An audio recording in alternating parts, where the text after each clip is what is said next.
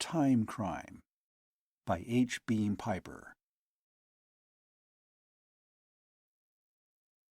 Kiro Soran, the guard captain, stood in the shadow of the veranda roof, his white cloak thrown back to display the scarlet lining. He rubbed his palm reflectively on the checkered butt of his revolver and watched the four men at the table. "And 10 tens are 100, one of the clerks in blue jackets said, adding another stack to the pile of gold coins. 1900s, one of the pair in dirty striped robes agreed, taking a stone from the box in front of him and throwing it away. Only one stone remained. 1 more 100 to pay. One of the blue-jacketed plantation clerks made a tally mark. His companion counted out coins, 10 and 10 and 10. Dosu Golan, the plantation manager, tapped impatiently on his polished bootleg with a thin riding whip. "I don't like this," he said in another and entirely different language. "I know, chattel slavery's an established custom on this sector, and we have to conform to local usages. But it sickens me to have to haggle with these swine over the price of human beings. On the Zakartha sector, we use nothing but free wage labor." "Migratory workers," the guard captain said. "Humanitarian considerations aside, I can think of a lot better ways of meeting the labor problem on a fruit plantation than by buying slaves you need for 3 months a year and have to feed and quarter and clothe and doctor the whole 12. 20 hundreds of obus, the clerk who had been counting the money said. "That is the payment. Is it not, Korohin Iragad?" "That is the payment," the slave dealer replied. The clerk swept up the remaining coins, and his companion took them over and put them in an iron-bound chest, snapping the padlock. The two guards who had been loitering at one side slung their rifles and picked up the chest, carrying it into the plantation house. The slave dealer and his companion arose, putting their money into a leather bag. Koru Hin Iragad turned and bowed to the two men in white cloaks. "The slaves are yours, noble lords," he said. Across the plantation yard 6 more men in striped robes, with carbines slung across their backs, approached. With them came another man in a hooded white cloak, and 2 guards in blue jackets and red caps with bayoneted rifles. The man in white and his armed attendants came toward the house. The 6 Kalera slavers continued across the yard to where their horses were picketed. "I do not offend the noble lords, then," Koru Hin Iragad said. "I beg their sufferance to depart. I and my men have far to ride if we would reach Kariba by nightfall. The Lord, the great Lord, the Lord God Safar, watch between us until we meet again." Urado Alatana, the labor foreman, came up onto the porch as the 2 slavers went down. "Have a good look at them, Rad?" the guard captain asked. "You think I'm crazy enough to let those bandits out of here with 2,000 obus, 40,000 paratemporal exchange units of the company's money without knowing what we're getting?" the other parried. "They're all right. Nice, clean, healthy-looking lot. I did everything but take them apart and inspect the pieces while they were being unshackled at the stockade. I'd like to know where this Korohin what's-his-name got them, though. They're not local stuff. Lot darker, and they're jabbering among themselves in some lingo I never heard before. A few are wearing some rags of clothing, and they have odd-looking sandals. I noticed that most of them showed marks of recent whipping. That may mean they're troublesome, or it may just mean that these Kaleras are a lot of sadistic brutes." "Poor devils." The man called Dosu Golan was evidently hoping that he'd never catch himself talking about fellow humans like that. The guard captain turned to him. "Coming to have a look at them, Doth?" he asked. "You go, Curve. I'll see them later." "Still not able to look the company's property in the face?" the captain asked gently. "You'll not get used to it any sooner than now." "I suppose you're right." For a moment, Dosu Golan watched Koru Hin Iragad and his followers canter out of the yard and break into a gallop on the road beyond. Then he tucked his whip under his arm. All right, then. Let's go see them. The labor foreman went into the house. The manager and the guard captain went down the steps and sat out across the yard. A big slat-sided wagon, drawn by 4 horses, driven by an old slave in a blue smock and a thing like a sunbonnet, rumbled past, loaded with newly picked oranges. Blue wood smoke was beginning to rise from the stoves at the open kitchen, and a couple of slaves were noisily chopping wood. Then they came to the stockade of close-set pointed poles. A guard sergeant in a red-trimmed blue jacket, armed with a revolver, met them with a salute which Kiro Soran returned. He unfastened the gate and motioned 4 or 5 riflemen into positions from which they could fire in between the poles in case the slaves turned on their new owners. There seemed little of that, though Kiro Soran kept his hand close to the butt of his revolver. The slaves, an even 100 of them, squatted under awnings out of the sun, or stood in line to drink at the water butt. They furtively watched the 2 men who had entered among them, as though expecting blows or kicks. When none were forthcoming, they relaxed slightly. As the labor foreman had said, they were clean and looked healthy. They were all nearly naked. There were about as many women as men, but no children or old people. "Rad's right," the captain told the new manager. "They're not local. Much darker skins, and different face structure. Faces wedge-shaped instead of oval, and differently shaped noses, and brown eyes instead of black. I've seen people like that somewhere, but—" He fell silent. A suspicion, utterly fantastic, had begun to form in his mind, and he stepped closer to a group of a dozen odd, the manager following him. 1 or 2 had been unmercifully lashed, not long ago, and all bore a few lash marks. Odd sort of marks, more like burn blisters than welts. He'd have to have the company doctor look at them. Then he caught their speech, and the suspicion was converted to certainty. "These are not like the others. They wear fine garments and walk proudly. They look stern, but not cruel. They are the real masters here. The others are but servants." He grasped the manager's arm and drew him aside. "You know that language?" he asked. When the man called Dosu Golan shook his head, he continued. "That's Kuranda. It's a dialect spoken by a people in the Ganges Valley in India, on the Kolgur sector of the 4th level." Dosu Golan blinked, and his face went blank for a moment. "You mean they're from Outtime?" he demanded. "Are you sure?" "I did 2 years on 4th level Kolgur with the Paratime police before I took this job," the man called Kiro Soran replied. "And another thing. Those lash marks were made with some kind of an electric whip, not these rawhide quirts the Caleras use." It took the plantation manager all of 5 seconds to add that up. The answer frightened him.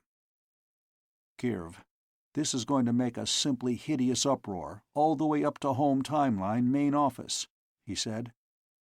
"I don't know what I'm going to do." "Well, I know what I have to do." The captain raised his voice, using the local language. "Sergeant, run to the guardhouse and tell Sergeant Adarada to mount up 20 of his men and take off after those Caleras who sold us these slaves. They're headed down the road toward the river. Tell them to bring them all back, and especially their chief, Koru Hin Iragad, and I want him alive and able to answer questions. And then get the White Cloak Lord Orado Alatina and come back here." "Yes, Captain." The guards were all Yorana people. They disliked Caleras intensely. The sergeant threw a salute, turned, and ran.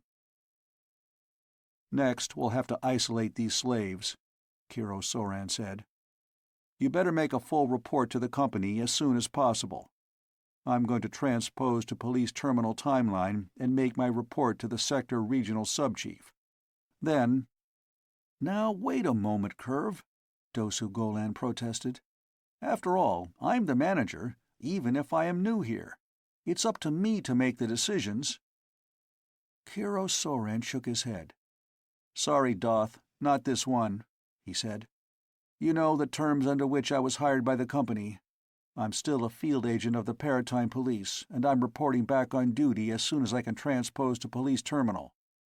Look, here are 100 men and women who have been shifted from one timeline on one paratemporal sector of probability to another.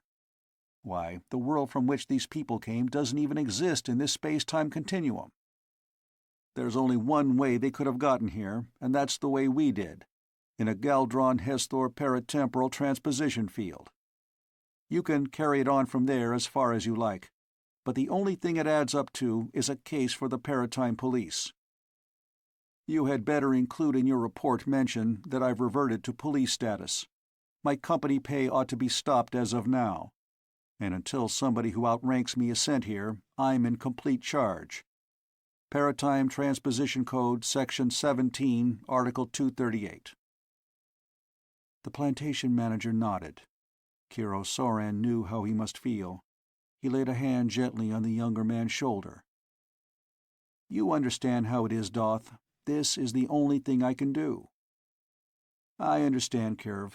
Count on me for absolutely anything." He looked at the brown-skinned slaves, and lines of horror and loathing appeared around his mouth. "To think that some of our own people would do a thing like this. I hope you catch the devils. Are you transposing out now?" "In a few minutes. While I'm gone, have the doctor look at those whip injuries. Those things could get infected. Fortunately, he's one of our own people." "Yes, of course. And I'll have these slaves isolated. And if Adarada brings back Korohin Iragad and his gang before you get back, I'll have them locked up and waiting for you. I suppose you went to narco-hypnotize and question the whole lot, slaves and slavers?" The labor foreman, known locally as Urado Alatina, entered the stockade. "What's wrong, Kirv?" he asked. The Paratime police agent told him briefly. The labor foreman whistled, threw a quick glance at the nearest slaves, and nodded. "I knew there was something funny about them," he said. "Doth, what a simply beastly thing to happen, 2 days after you take charge here." "Not his fault," the Paratime police agent said. "I'm the one the company'll be sore at, but I'd rather have them down on me rather than old Tortha Karf. Well, sit on the lid till I get back," he told the both of them. "We'll need some kind of a story for the locals. Let's see. Explain to the guards, in the hearing of some of the more talkative slaves, that these slaves are from the Asian mainland, that they are of a people friendly to our people, and that they were kidnapped by pirates, our enemies. That ought to explain everything satisfactorily." On his way back to the plantation house, he saw a clump of local slaves staring curiously at the stockade, and noticed that the guards had unslung their rifles and fixed their bayonets. None of them had any idea, of course, of what had happened, but they all seemed to know, by some sort of ESP, that something was seriously wrong. It was going to get worse, too, when strangers began arriving, apparently from nowhere, at the plantation. Verkan Vall waited until the small, dark-eyed woman across the circular table had helped herself from one of the bowls on the revolving disc in the middle, then rotated it to bring the platter of cold boar ham around to himself. "Want some of this, Dalla?" he asked, transferring a slice of ham and a spoonful of wine sauce to his plate. "No, I'll have some of the venison," the black-haired girl beside him said. "And some of the pickled beans. We'll be getting our fill of pork for the next month." "I thought the Dwarma sector people were vegetarians," Jandar Jard, the theatrical designer, said. "Most non-violent peoples are, aren't they?"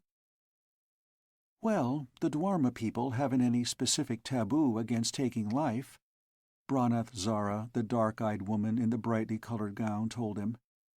"They're just utterly non-combative, non-aggressive. When I was on the Dwarma sector, there was a horrible scandal at the village where I was staying. It seems that a farmer and a meat butcher fought over the price of a pig. They actually raised their voices and shouted contradictions at each other. That happened 2 years before, and people were still talking about it. I didn't think they had any money, either, Verkenval's wife, Hadron Dalla, said. They don't, Zara said. It's all barter and trade. What are you and Val going to use for a visible means of support while you're there? Oh, I have my mandolin, and I've learned all the traditional Dwarma songs by Hypnomech, Dalla said.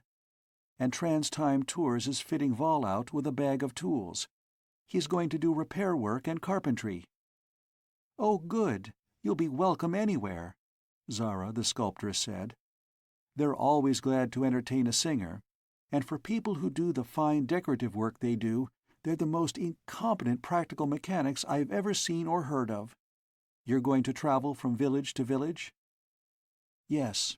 The cover story is that we're lovers who have left our village in order not to make Val's former wife unhappy by our presence, Dalla said. Oh, good. That's entirely in the Dwarma romantic tradition, Branath Zara approved. Ordinarily, you know, they don't like to travel. They have a saying, "Happy are the trees, they abide in their own place. Sad are the winds, forever they wander." But that'll be a fine explanation. Thalvan Drass, the big man with the black beard and the long red coat and cloth of gold sash who lounged in the host seat, laughed.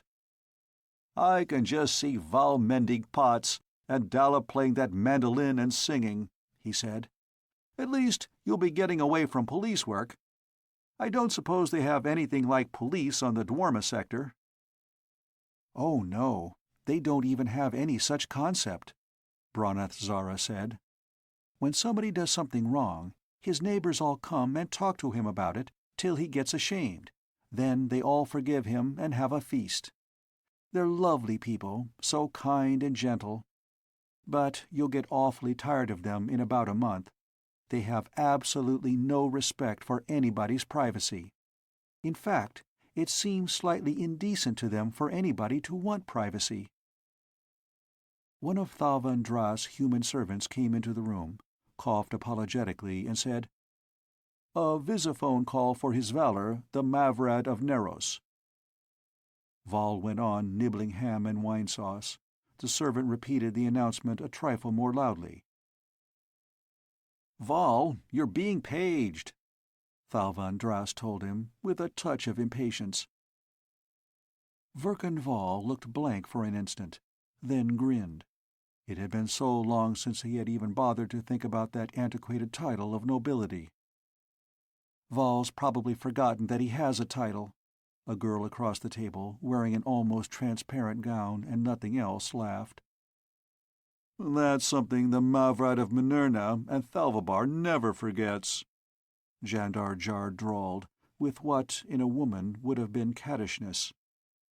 Thalvan Dras gave him a hastily repressed look of venomous anger, then said something, more to Verkan Vall than to Jandar Jard, about titles of nobility being the marks of social position and responsibility which their bearer should never forget. That jab, Vall thought, followed the servant out of the room, had been a mistake on Jard's part. A music drama from which he had designed the settings was due to open here in Durgabar in another 10 days. Thalvan Dras would cherish spite, and a word from the Mavrad of Minerna and Thalvabar would set a dozen critics to disparaging Jandar's work. On the other hand, maybe it had been smart of Jandar Jard to antagonize Thalvan Dras. For every critic who bowed slavishly to the wealthy nobleman, there were at least 2 more who detested him unutterably, and they would rush to Jandar Jard's defense, and in the ensuing uproar the settings would get more publicity than the drama itself. In the visiphone booth, Vall found a girl in a green blouse, with the Paratime police insignia on her shoulder, looking out of the screen. The wall behind her was pale green, striped in gold and black. "Hello, Eldra," he greeted her. "Hello, Chief's assistant. I'm sorry to bother you, but the Chief wants to talk to you. Just a moment, please." The screen exploded into a kaleidoscopic flash of lights and colors, then cleared again. This time a man looked out of it. He was well into middle age, close to his 300th year. His hair, a uniform iron gray, was beginning to thin in front, and he was acquiring the beginnings of a double chin. His name was Tortha Karf, and he was chief of Paratime Police and Verkenval's superior. "Hello, Val. Glad I was able to locate you. When are you and Dalla leaving?" "As soon as we can get away from this luncheon here. Oh, say an hour. We're taking a rocket to Zarabar and transposing from there to Passenger Terminal 16, and from there to the Dwarma sector." "Well, Val, I hate to bother you like this," Tortha Karf said, "but I wish you'd stop by headquarters on your way to the rocket port. Something's come up. It may be a very nasty business, and I'd like to talk to you about it." "Well, Chief, let me remind you that this vacation, which I've had to postpone 4 times already, has been overdue for 4 years," Val said. "Yes, Val, I know. You've been working very hard, and you and Dalla are entitled to a little time together. I just want you to look into something before you leave." "It'll have to take some fast looking. Our rocket blasts off in 2 hours." "It may take a little longer. If it does, you and Dalla can transpose to Police Terminal and take a rocket for Zarabar equivalent, and transpose from there to Passenger 16. It would save time if you brought Dalla with you to headquarters." "Dalla won't like this," Val understated. "No, I'm afraid not."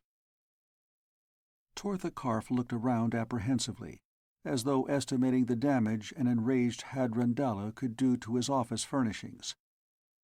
"Well, try to get here as soon as you can." Thal Van Drass was holding forth when Val returned on one of his favorite preoccupations. "Reason I'm taking such an especially active interest in this year's arts exhibitions.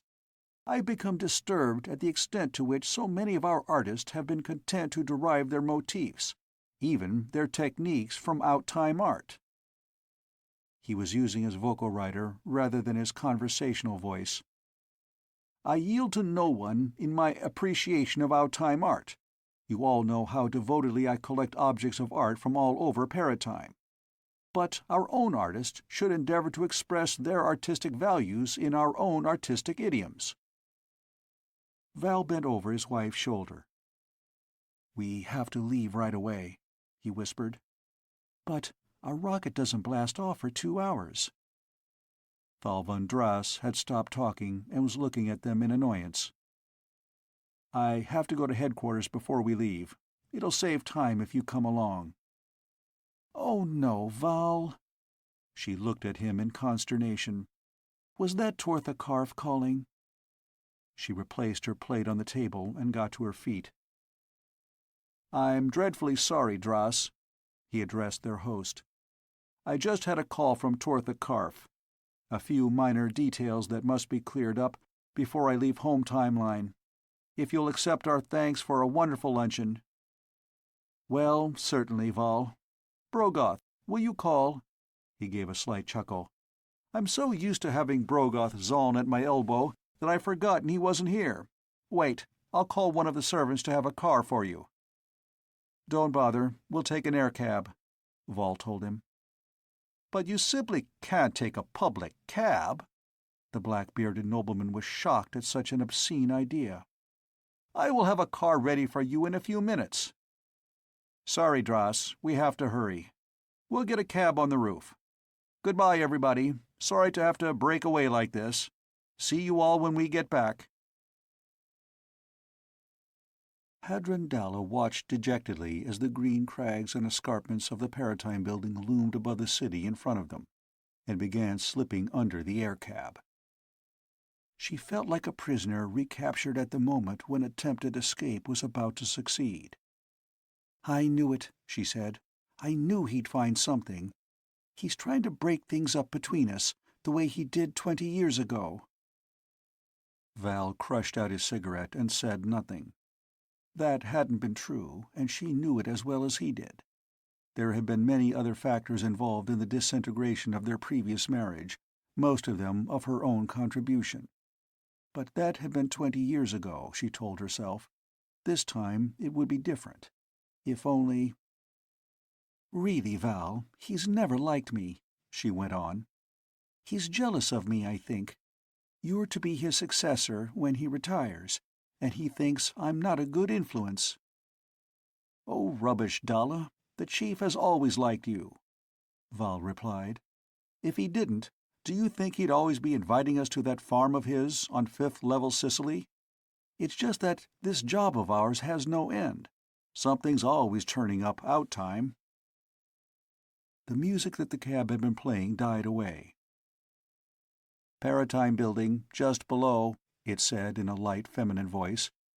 "Which landing stage, please?" Val leaned forward and punched at the buttons in front of him. Something in the cab's electronic brain gave a rapid series of clicks as it shifted from the general Paratime building beam to the beam of the Paratime police landing stage. Then it said, "Thank you." The building below seemed to rotate upward toward them as it settled down. Then the anti-grav field snapped off, the cab door popped open, and the cab said, "Goodbye now. Ride with me again sometime." They crossed the landing stage, entered the anti-grav shaft, and floated downward. At the end of a hallway below, Val opened the door of Tortha Karf's office and ushered her through ahead of him. Tortha Karf, inside the semicircle of his desk, was speaking into a recording phone as they approached. He shut off the machine and waved, a cigarette in his hand. "Come on back and sit down," he invited. "Be with you in a moment." Then he switched on the phone again and went on talking, something about prompter evaluation and transmission of reports and less reliance on robot equipment. "Sign that up, my personal order, and see it's transmitted to everybody down to and including sector regional sub-chief level," he finished, then hung up the phone and turned to them. "Sorry about this," he said. "Sit down, if you please. Cigarettes?" She shook her head and sat down in one of the chairs behind the desk. She started to relax and then caught herself and sat erect, her hands on her lap. "This won't interfere with your vacation, Val," Tortha Karf was saying. "I just need a little help before you transpose out." "We have to catch the rocket for Zarabar in an hour and a half," Dalla reminded him. "Don't worry about that. If you miss the commercial rocket, our police rockets can give you an hour's start and pass it before it gets to Zarabar," Tortha Karf said. Then he returned to Val. "Here's what's happened," he said. "One of our field agents on detached duty as a guard captain for Consolidated Outtime Foodstuffs on a fruit plantation in western North America, third-level Esseron sector, was looking over a lot of slaves who had been sold to the plantation by a local slave dealer. He heard them talking among themselves in Karanda." Dalla caught the significance of that before Val did. At first she was puzzled. Then, in spite of herself, she was horrified and angry. Tortha Karf was explaining to Val just where and on what paratemporal sector Karanda was spoken. "No possibility that this agent, Skordran Kirv, could have been mistaken. He worked for a while on Kulgor's sector himself, knew the language by hypnomech and by 2 years' use," Tortha Karf was saying. "So he ordered himself back on duty, had the slaves isolated and the slave dealers arrested, and then transposed to police terminal to report. The Sagreg subchief, old Volthor Tharn, confirmed him in charge at this Esron sector plantation and assigned him a couple of detectives and a psychist." "When was this?" Val asked. "Yesterday, 159 day, about 1500 local time." 2300 Durgabar time, Val commented. "Yes, and I just found out about it. Came in the late morning generalized report digest. Very inconspicuous item, no special urgency symbol or anything. Fortunately, one of the report editors spotted it and messaged police terminal for a copy of the original report." "It's been a long time since we had anything like that," Val said, studying the glowing tip of his cigarette, his face wearing the curiously withdrawn expression of a conscious memory recall. 50 years ago, the time that gang kidnapped some girls from second-level Triplanetary Empire sector and sold them into the harem of some fourth-level Indo-Turanian sultan. Yes, that was your first independent case, Vol. That was when I began to think you'd really make a cop. One renegade first-level citizen and 4 or 5 serf-sec prole hoodlums, with a stolen 50-foot conveyor. This looks like a rather more ambitious operation. Dalla got one of her own cigarettes out and lit it. Vol and Tortha Karf were talking cop talk about the method of operation and possible size of the gang involved, and why the slaves had been shipped all the way from India to the west coast of North America.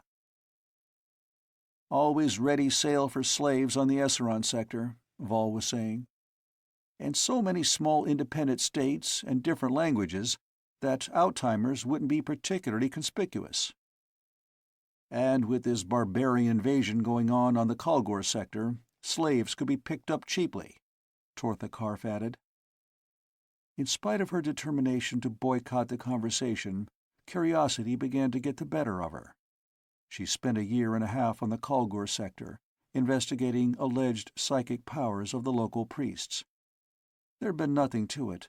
The prophecies weren't precognition, they were shrewd inferences, and the miracles weren't psychokinesis, they were sleight of hand. She found herself asking, "What barbarian invasion's this?" "Oh, Central Asian nomadic people, the Krutha," Tortha Karf told her. "They came down through Khyber Pass about 3 months ago, turned east, and hit the headwaters of the Ganges. Without punching a lot of buttons to find out exactly, I'd say they're halfway to the Delta country by now.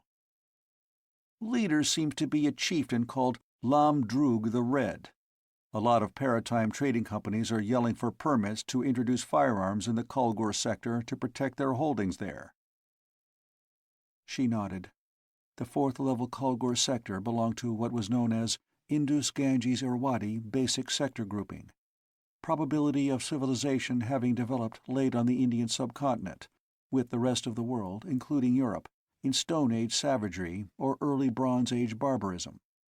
The Karandas, the people among whom she had once done field research work, had developed a pre-mechanical, animal power, handcraft, edge weapon culture.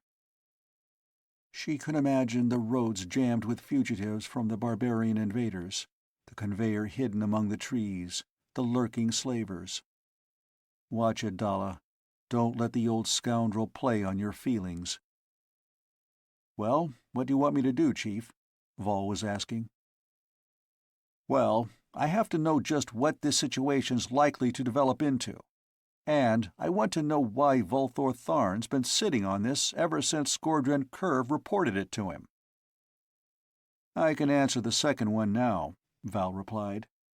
"Volthor Tharn is due to retire in a few years. He has a negatively good, undistinguished record. He's trying to play it safe." Tortha Karf nodded. "That's what I thought. Look, Vol, suppose you and Dalla transpose from here to Police Terminal, and go to Novaland Equivalent, and give this a quick look-over and report to me, and then rocket to Zarabar Equivalent and go on with your trip to the Dwarma sector. It may delay you 8 or 10 hours, but—" "Closer 24, Val said. "I'd have to transpose to this plantation on the Esseron sector. How about it, Dalla? Would you want to do that?" She hesitated for a moment, angry with him. He didn't want to refuse, and he was trying to make her do it for him. "I know it's a confounded imposition, Dalla," Tortha Karf told her. "But it's important that I get a prompt and full estimate of the situation. This may be something very serious. If it's an isolated incident, it can be handled in a routine manner. But I'm afraid it's not. It has all the marks of a large-scale operation, and if this is a matter of mass kidnappings from one sector and transpositions to another, you can see what a threat this is to the Paratime secret." "Moral considerations entirely aside," Val said. "We don't need to discuss them. They're too obvious." She nodded. For over 12 millennia, the people of her race and Vol's and Tortha Karf's had been existing as parasites on all the innumerable other worlds of alternate probability on the lateral dimension of time. Smart parasites never injure their hosts, and never try to reveal their existence. "We could do that, couldn't we, Val?" she asked, angry at herself now for giving in. "And if you want to question these slaves, I speak Kuranda, and I know how they think. And I'm a qualified and licensed narco-hypnotic technician." "Well, that's splendid, Dalla," Tortha Karf enthused. "Wait a moment. I'll message Police Terminal to have a rocket ready for you." "I'll need a hypnomech for Kuranda myself," Val said. "Dalla, do you know Akalan?" When she shook her head, he turned back to Tortha Karf. "Look, it's about a 4-hour rocket hop to Novalan equivalent. Say we have the hypno-mech machines installed in the rocket. Dalla and I can take our language lessons on the way, and be ready to go to work as soon as we land." "Good idea," Tortha Karf approved. "I'll order that done right away. Now." Oddly enough, she wasn't feeling so angry, now that she had committed herself and Val. Come to think of it, she had never been on Police Terminal Timeline. Very few people outside the Paratime Police ever had. And she had always wanted to learn more about Val's work and participate in it with him. And if she'd made him refuse, it would have been something ugly between them all the time they would be on the Dwarma sector. But this way... The big circular conveyor room was crowded, as it had been every minute of every day for the past 10,000 years. At the great circular desk in the center, departing or returning police officers were checking in or out with the flat-topped cylindrical robot clerks, or talking to human attendants. Some were in the regulation green uniform. Others, like himself, were in civilian clothes. More were in out-time costumes from all over Paratime. Fringed robes and cloth-of-gold sashes and conical caps from the second-level Kiftan sector. Fourth-level Proto-Aryan mail and helmets. The short tunics and kilts of fourth-level Alexandrian Roman sector. The Zarkantha loincloth and felt cap and daggers. There were priestly vestments stiff with gold and military uniforms. There were trousers and jackboots and bare legs. Blasters and swords and pistols, and bows and quivers and spears. And the place was loud with a babble of voices and the clatter of teleprinters. Dalla was looking about her in surprised delight. For her, the vacation had already begun. He was glad. For a while, he had been afraid that she would be unhappy about it. He guided her through the crowd to the desk, spoke for a while to one of the human attendants, and found out which was their conveyor. It was a fixed-destination shuttler, operative only between home timeline and police terminal, from which most of the Paratime police operations were routed. He put Dahl in through the sliding door, followed, and closed it behind him, locking it. Then, before he closed the starting switch, he drew a pistol-like weapon and checked it. In theory, the Galdron-Hesthor paratemporal transposition field was uninfluenced by material objects outside it. In practice, however, such objects occasionally intruded, and sometimes they were alive and hostile. The last time he had been in this conveyor room, he had seen a quartet of returning officers emerge from a conveyor dome dragging a dead lion by the tail. The Sigma-ray needler, which he carried, was the only weapon which could be used, under the circumstances. It had no effect whatever on any material structure, and could be used inside an activated conveyor without deranging the conductor mesh, as, say, a bullet or the vibration of an ultrasonic paralyzer would do. And it was instantly fatal to anything having a central nervous system. It was a good weapon to use out-time for that reason also. Even on the most civilized timeline, the most elaborate autopsy would reveal no specific cause of death. "What's the Esron sector like?" Dalla asked, as the conveyor dome around them coruscated with shifting light and vanished. "Third level. probability of abortive attempt to colonize this planet from Mars about 100,000 years ago," he said. "A few survivors, a shipload or so, were left to shift for themselves while the parent civilization on Mars died out. They lost all vestiges of their original Martian culture, even memory of their extraterrestrial origin. About 1,500 to 2,000 years ago, a reasonably high electrochemical civilization developed, and they began working with nuclear energy and developed reaction-drive spaceships. But they'd concentrated so on the inorganic sciences, and so far neglected the biosciences, that when they launched their first ship for Venus, they hadn't yet developed a germ theory of disease." "What happened when they ran into the green vomit fever?" Dalla asked. "About what you could expect. The first and only ship to return brought it back to Terra. Of course, nobody knew what it was, and before the epidemic ended, it had almost depopulated this planet. Since the survivors knew nothing about germs, they blamed it on the anger of the gods, the old story of recourse to supernaturalism in the absence of a known explanation, and a fanatically anti-scientific cult got control. Of course, space travel was taboo. So was nuclear and even electric power. For some reason, steam power and gunpowder weren't offensive to the gods. They went back to a low-order, steam power, black powder culture, and haven't gotten beyond that to this day. The relatively civilized regions are on the east coast of Asia and on the west coast of North America. Civilized race more or less Caucasian. Political organization just barely above the tribal level. Thousands of petty kingdoms and republics and principalities and feudal holdings and robbers' roosts. The principal industries are brigandage, piracy, slave raiding, cattle rustling, and intercommunal warfare. They have a few ramshackle steam railways and some steamboats on the rivers. We sell them coal and manufactured goods, mostly in exchange for foodstuffs and tobacco. Consolidated Out-Time Foodstuffs has the sector franchise. That's one of the companies Thal Van Drass gets his money from." They had run down through the civilized second and third levels and were leaving the fourth behind and entering the fifth, existing in the probability of a world without human population.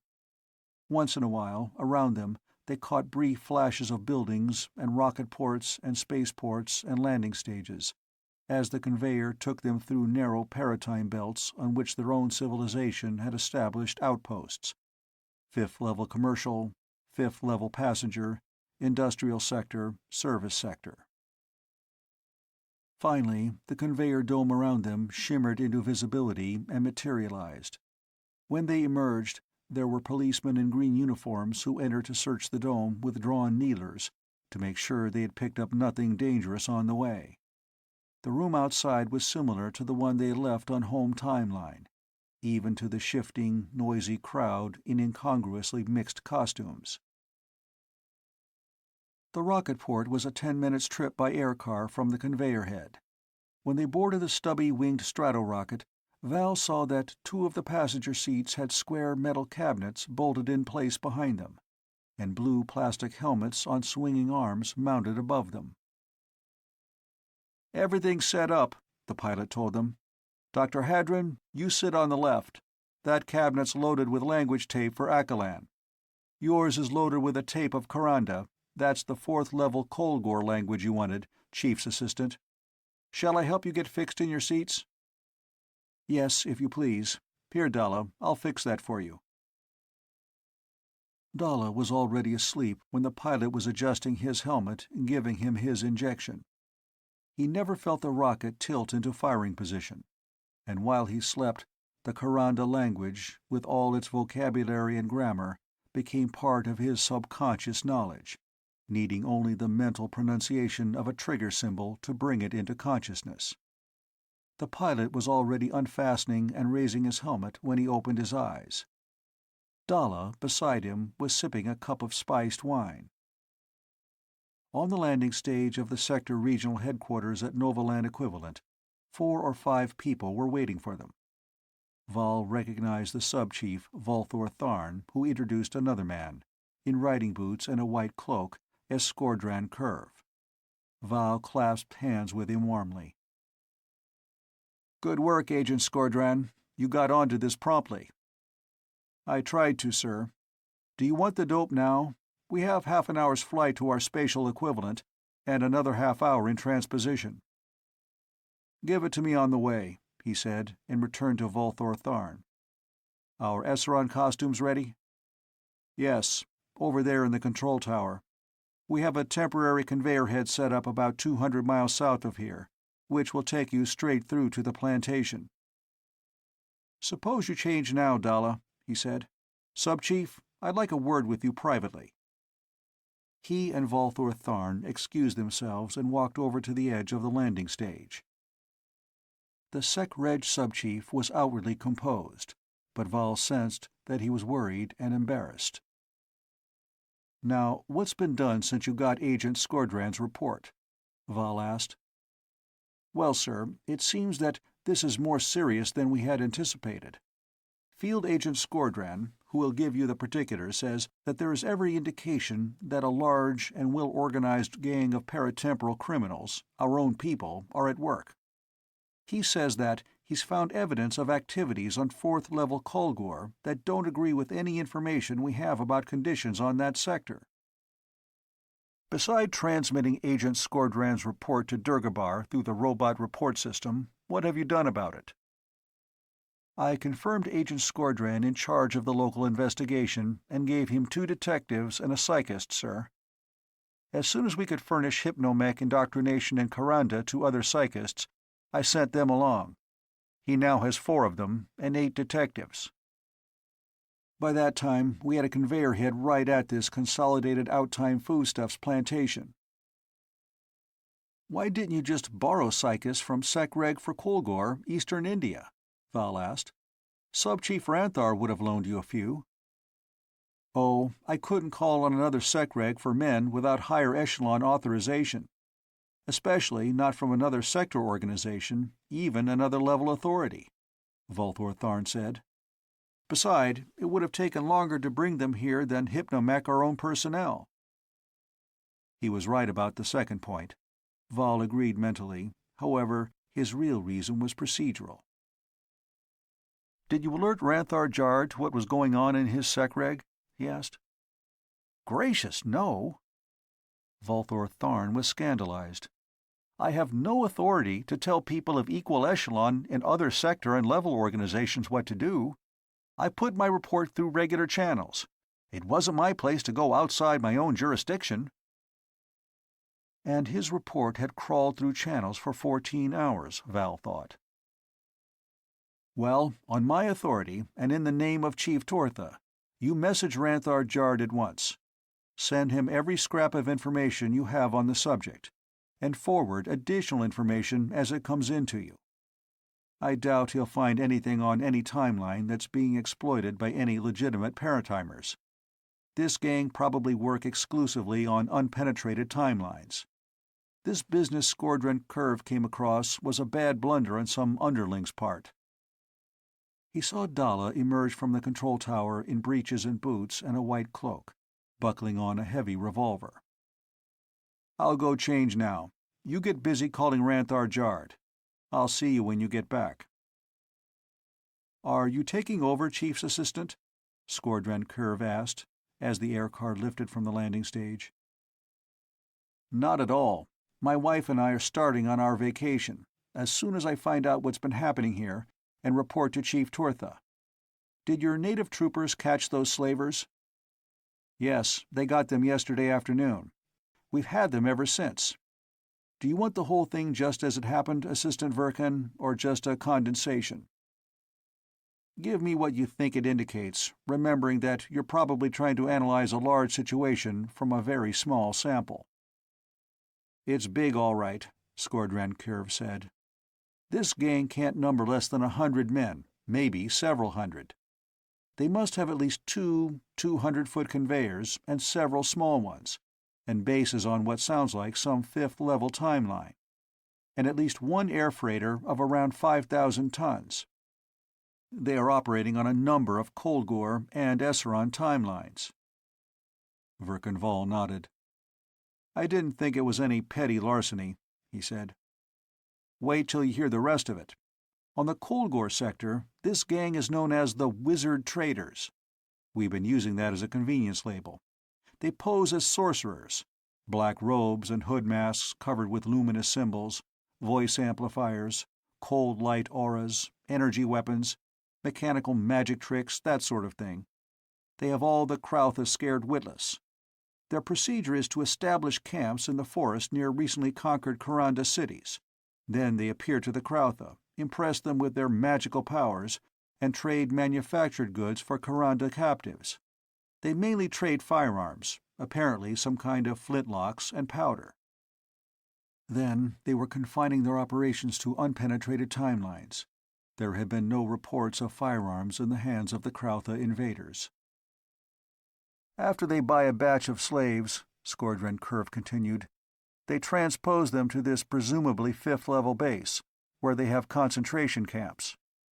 The slaves we questioned had been airlifted to North America, where there's another concentration camp, and from there transposed to this Esseron sector timeline where we found them.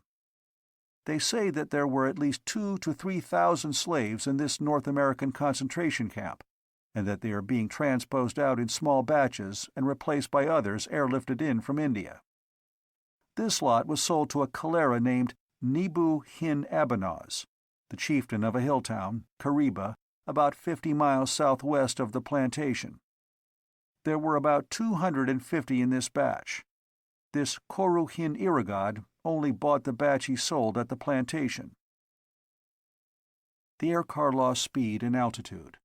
Below, the countryside was dotted with conveyor heads, each spatially coexistent with some out-time police post or operation. There were a great many of them.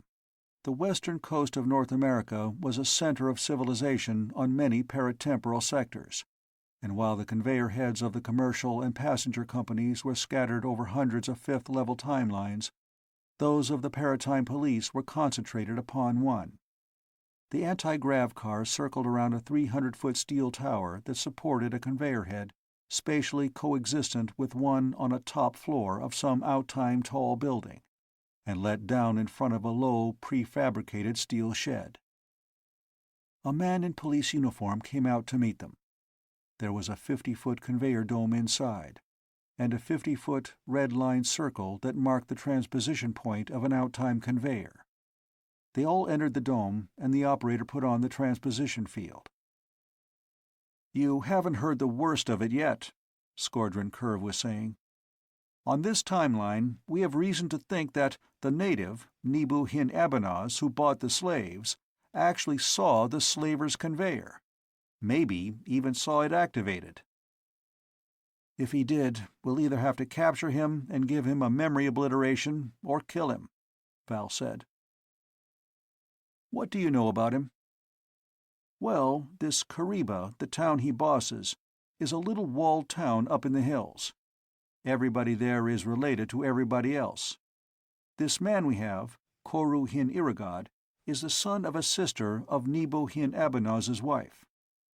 They're all bandits and slavers and cattle rustlers and what have you. For the last 10 years, Nebu Hin Abanaz has been buying slaves from some secret source.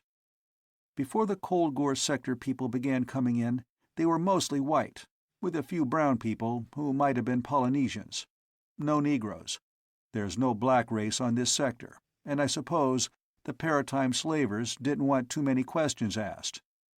Koru Hin Iragad, under narco-hypnosis, said that they were all outlanders, speaking strange languages." 10 years, and this is the first hint we've had of it, Val said. "That's not a bright mark for any of us. I'll bet the slave population on some of these Esseron timelines is an anthropologist's nightmare." "Why, if this has been going on for 10 years, there must have been millions upon millions of people dragged from their own timelines into slavery," Dallas said in a shocked voice. 10 years may not be all of it," Val said. "This Nebu Hin Abanaz looks like the only tangible lead we have at present. How does he operate?" About once every 10 days, he'll take 10 or 15 men and go a day's ride. That may be as much as 50 miles. These Caleras have good horses, and they're hard riders, into the hills. He'll take a big bag of money, all gold. After dark, when he has made camp, a couple of strangers in Calera dress will come in. He'll go off with them, and after about an hour, he'll come back with 8 or 10 of these strangers and a couple of 100 slaves, always chained in batches of 10. Nebuhin Abanaz pays for them, makes arrangements for the next meeting, and the next morning he and his party start marching the slaves to Kariba. I might add that, until now, these slaves have been sold to the mines east of Kariba. These are the first that have gotten into the coastal country. That's why this hasn't come to light before then. The conveyor comes in every 10 days, at about the same place? Yes, I've been thinking of a way we might trap them, Skordran Curve said. I'll need more men and equipment. Order them from Regional or General Reserve, Val told him. This thing's going to have over-top priority till it's cleared up. He was mentally cursing Volthor Tharn's procedure-bound timidity as the conveyor flickered and solidified around them and the overhead red light turned green. They emerged into the interior of a long shed, adobe-walled and thatch-roofed, with small barred windows set high above the earth floor.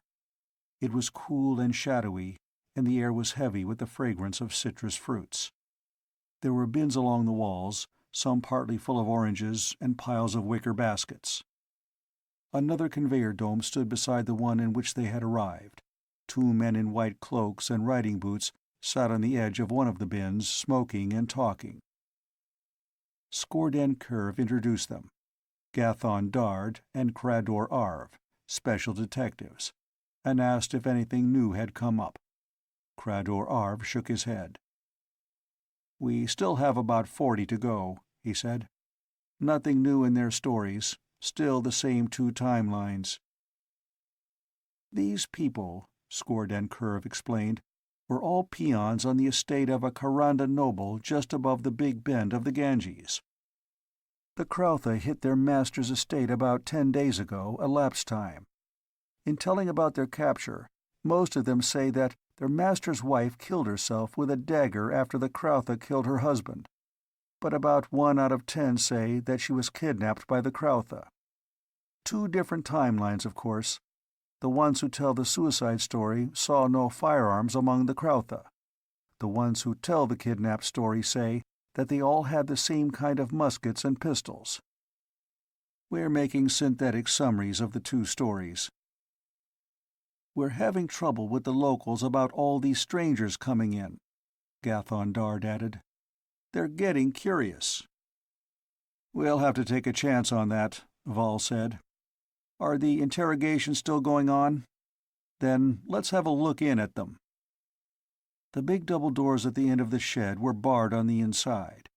Krador Arv unlocked a small side door, letting Val, Dalla, and Gathon Dard out. In the yard outside, a gang of slaves were unloading a big wagon of oranges and packing them into hampers.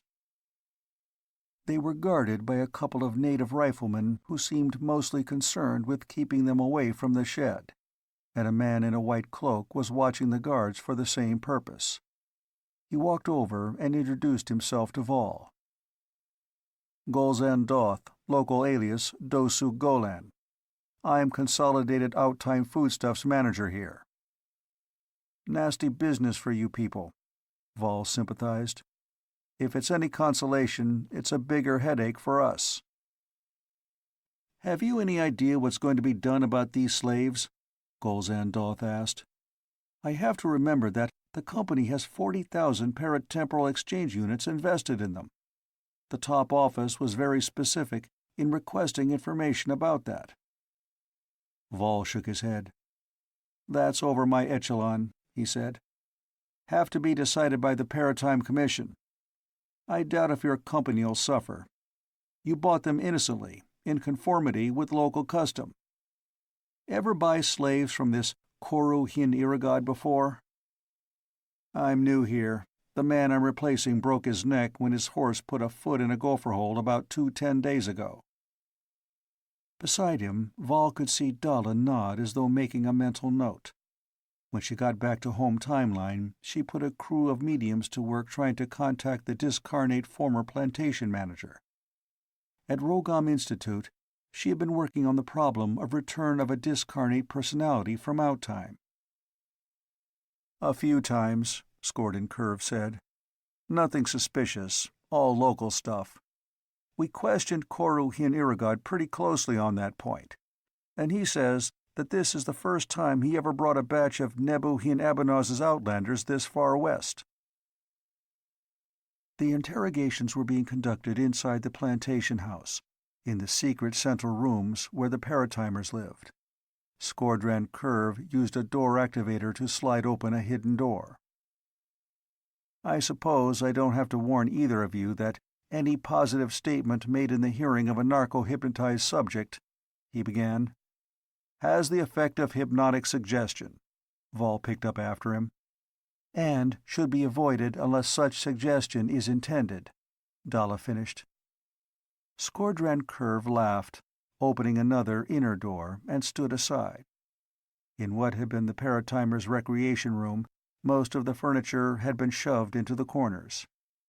4 small tables had been set up, widely spaced and with screens between.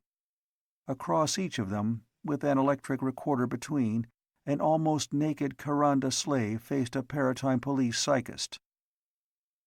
At a long table at the far side of the room, 4 men and 2 girls were working over stacks of cards and 2 big charts. Frakor Voln, the man who was working on the charts, introduced himself. "Synthesist."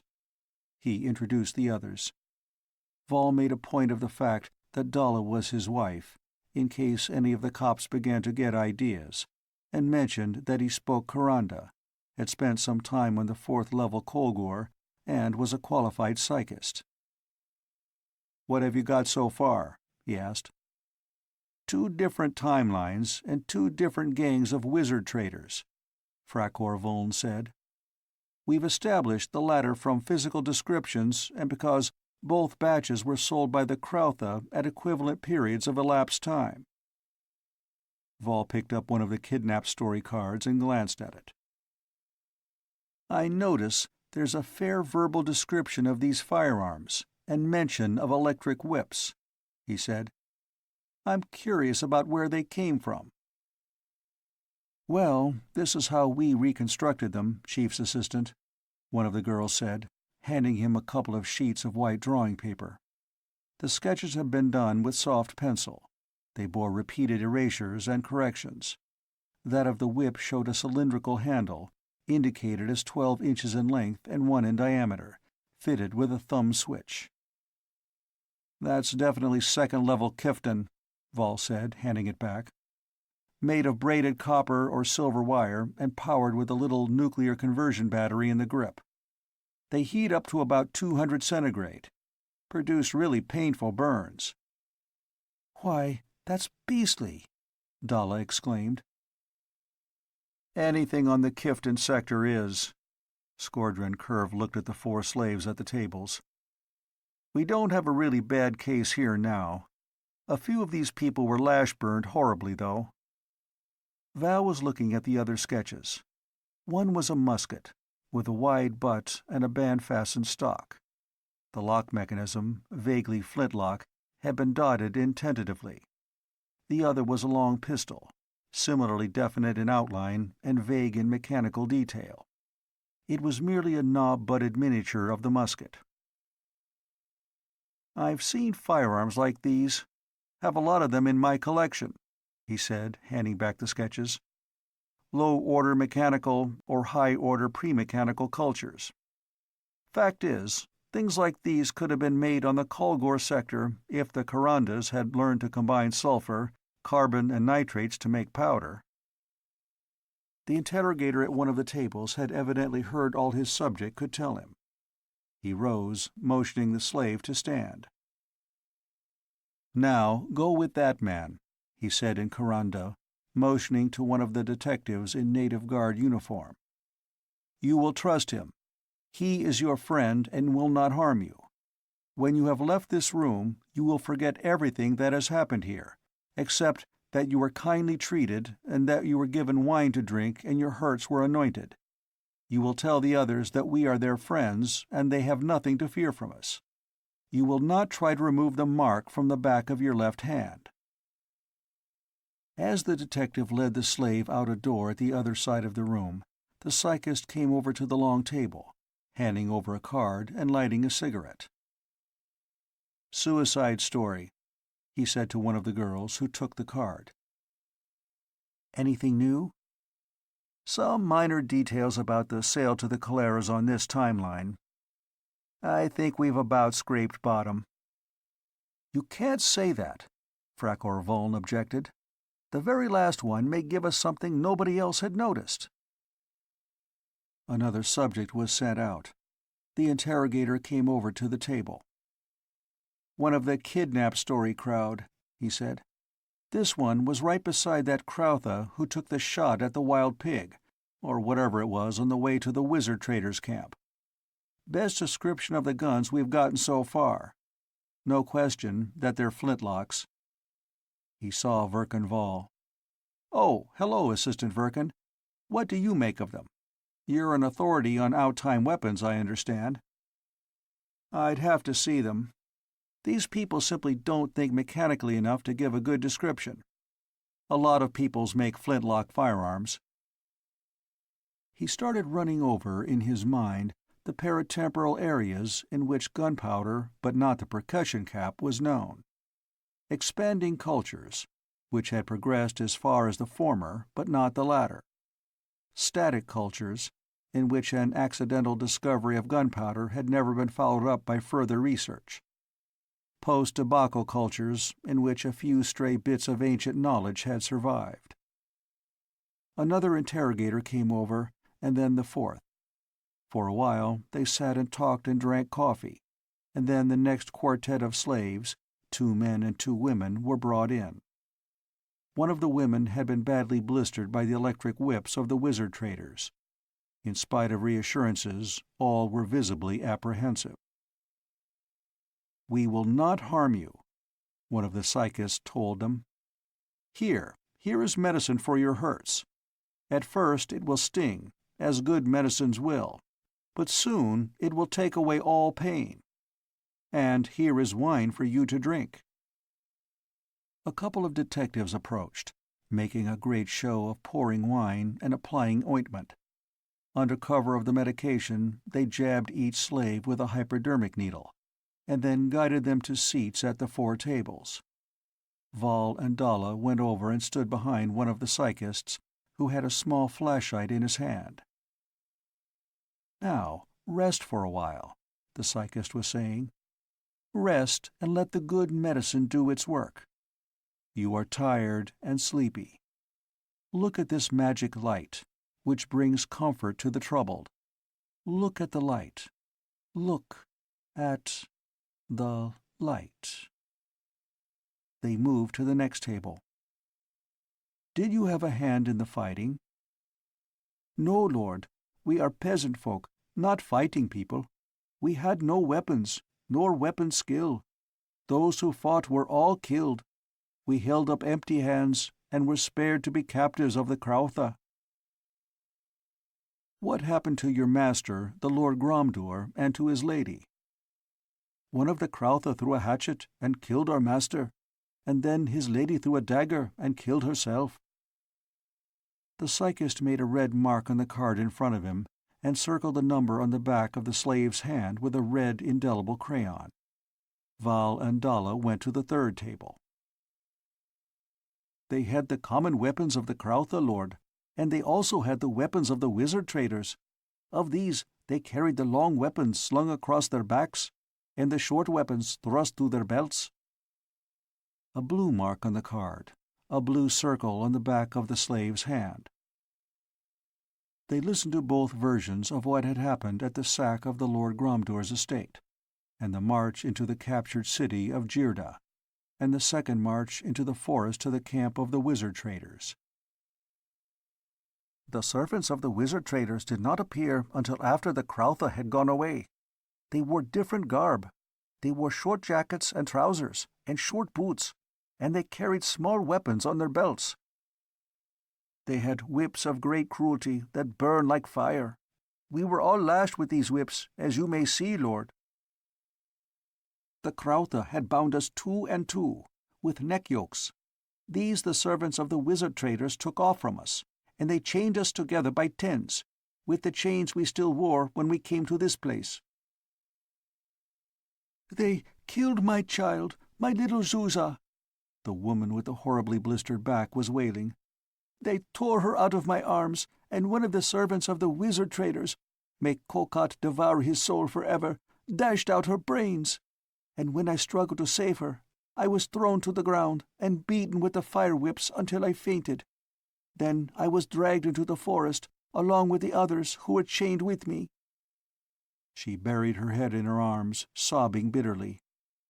Dalla stepped forward, taking the flashlight from the interrogator with one hand and lifting the woman's head with the other. She flashed the light quickly in the woman's eyes. "You will grieve no more for your child," she said. "Already you are forgetting what happened at the wizard traders' camp, and remembering only that your child is safe from harm. Soon you will remember her only as a dream of the child you hope to have some day." She flashed the light again, then handed it back to the psychist. "Now, tell us what happened when you were taken into the forest. What did you see there?" The psychist nodded approvingly, made a note on the card, and listened while the woman spoke. She had stopped sobbing now, and her voice was clear and cheerful. Vol went over to the long table. "Those slaves were still chained with the wizard traders' chains when they were delivered here. Where are the chains?" he asked Skordran Curve. "In the permanent conveyor room," Skordran Curve said. "You can look at them there. We didn't want to bring them in here, for fear these poor devils would think we were going to chain them again. They're very light, very strong, some kind of alloy steel. Files and power saws only polish them. It takes 15 seconds to cut a link with an atomic torch. One long chain and short lengths, 15 inches long, staggered every 3 feet, with a single hinge shackle for the ankle. The shackles were riveted with soft wrought iron rivets, evidently made with some sort of a power riveting machine. We cut them easily with a cold chisel. They ought to be sent to Durgabar equivalent police terminal for study of material and workmanship. Now, you mentioned some scheme you had for capturing this conveyor that brings in the slaves for Nebu-Hin-Abanaz. What have you in mind?" "We still have Koru-Hin-Iragad and all his gang under Hypno. I thought of giving them hypnotic conditioning and sending them back to Kariba with orders to put out some kind of signal the next time Nebu-Hin-Abanaz starts out on a buying trip. We could have a couple of men posted in the hills overlooking Kariba, and they could send a message ball through to police terminal. Then a party could be sent with a mobile conveyor to ambush Nebu-Hin-Abanaz on the way and wipe out his party. Our people could take their horses and clothing and go on to take the conveyor by surprise. I'd suggest one change. Instead of relying on visual signals by the hypno-conditioned Koru-Hin-Iragad, send a couple of our men to Kariba with midget radios." Skordran Curve nodded. "Sure, we can condition Koru-Hin-Iragad to accept them as friends and vouch for them at Kariba. Our boys can be traders and slave buyers. Kariba's a market town. Traders are always welcome. They can have firearms to sell, revolvers and repeating rifles. Any Kaler'll buy any firearm that's better than the one he's carrying. They'll always buy revolvers and repeaters. We can get what we want from Commercial 407. We can get riding and pack horses here." Vol nodded. "And the post overlooking or in radio range of Kariba on this timeline, and another on Palterm. For the ambush of Nebu-Hin-Abanaz's gang and the capture of the conveyor, use anything you want to. Sleep gas, paralyzers, energy weapons, anti-grav equipment, anything. As far as regulations about using only equipment appropriate to local culture levels, forget them entirely. But take that conveyor intact. You can locate the base timeline from the settings of the instrument panel, and that's what we want most of all. Dalla and the police psychist, having finished with and dismissed their subject, came over to the long table. "That poor creature," Dalla was saying. "What sort of fiends are they?" "If that made you sick, remember, we've been listening to things like that for the last 8 hours. Some of the stories were even worse than that one." "Well, I'd like to use a heat gun on the whole lot of them, turned down to where it'd just fry them medium rare," Dalla said. "And for whoever's back of this, take him to second-level Kifton and sell him to the priests of Fasif." "Too bad you're not coming back from your vacation instead of starting out, Chief's Assistant Verkan," Skordran Curve said. "This is too big for me to handle alone, and I'd sooner work under you than anybody else Chief Tortha sends in." "Val," Dalla cried in indignation, "you're not going to just report on this and then walk away from it, are you?" "But, darling," Val replied, in what he hoped was a convincing show of surprise, "you don't want our vacation postponed again, do you? If I get mixed up in this, there's no telling when I can get away. And by the time I'm free, something may come up at Rogam Institute that you won't want to drop."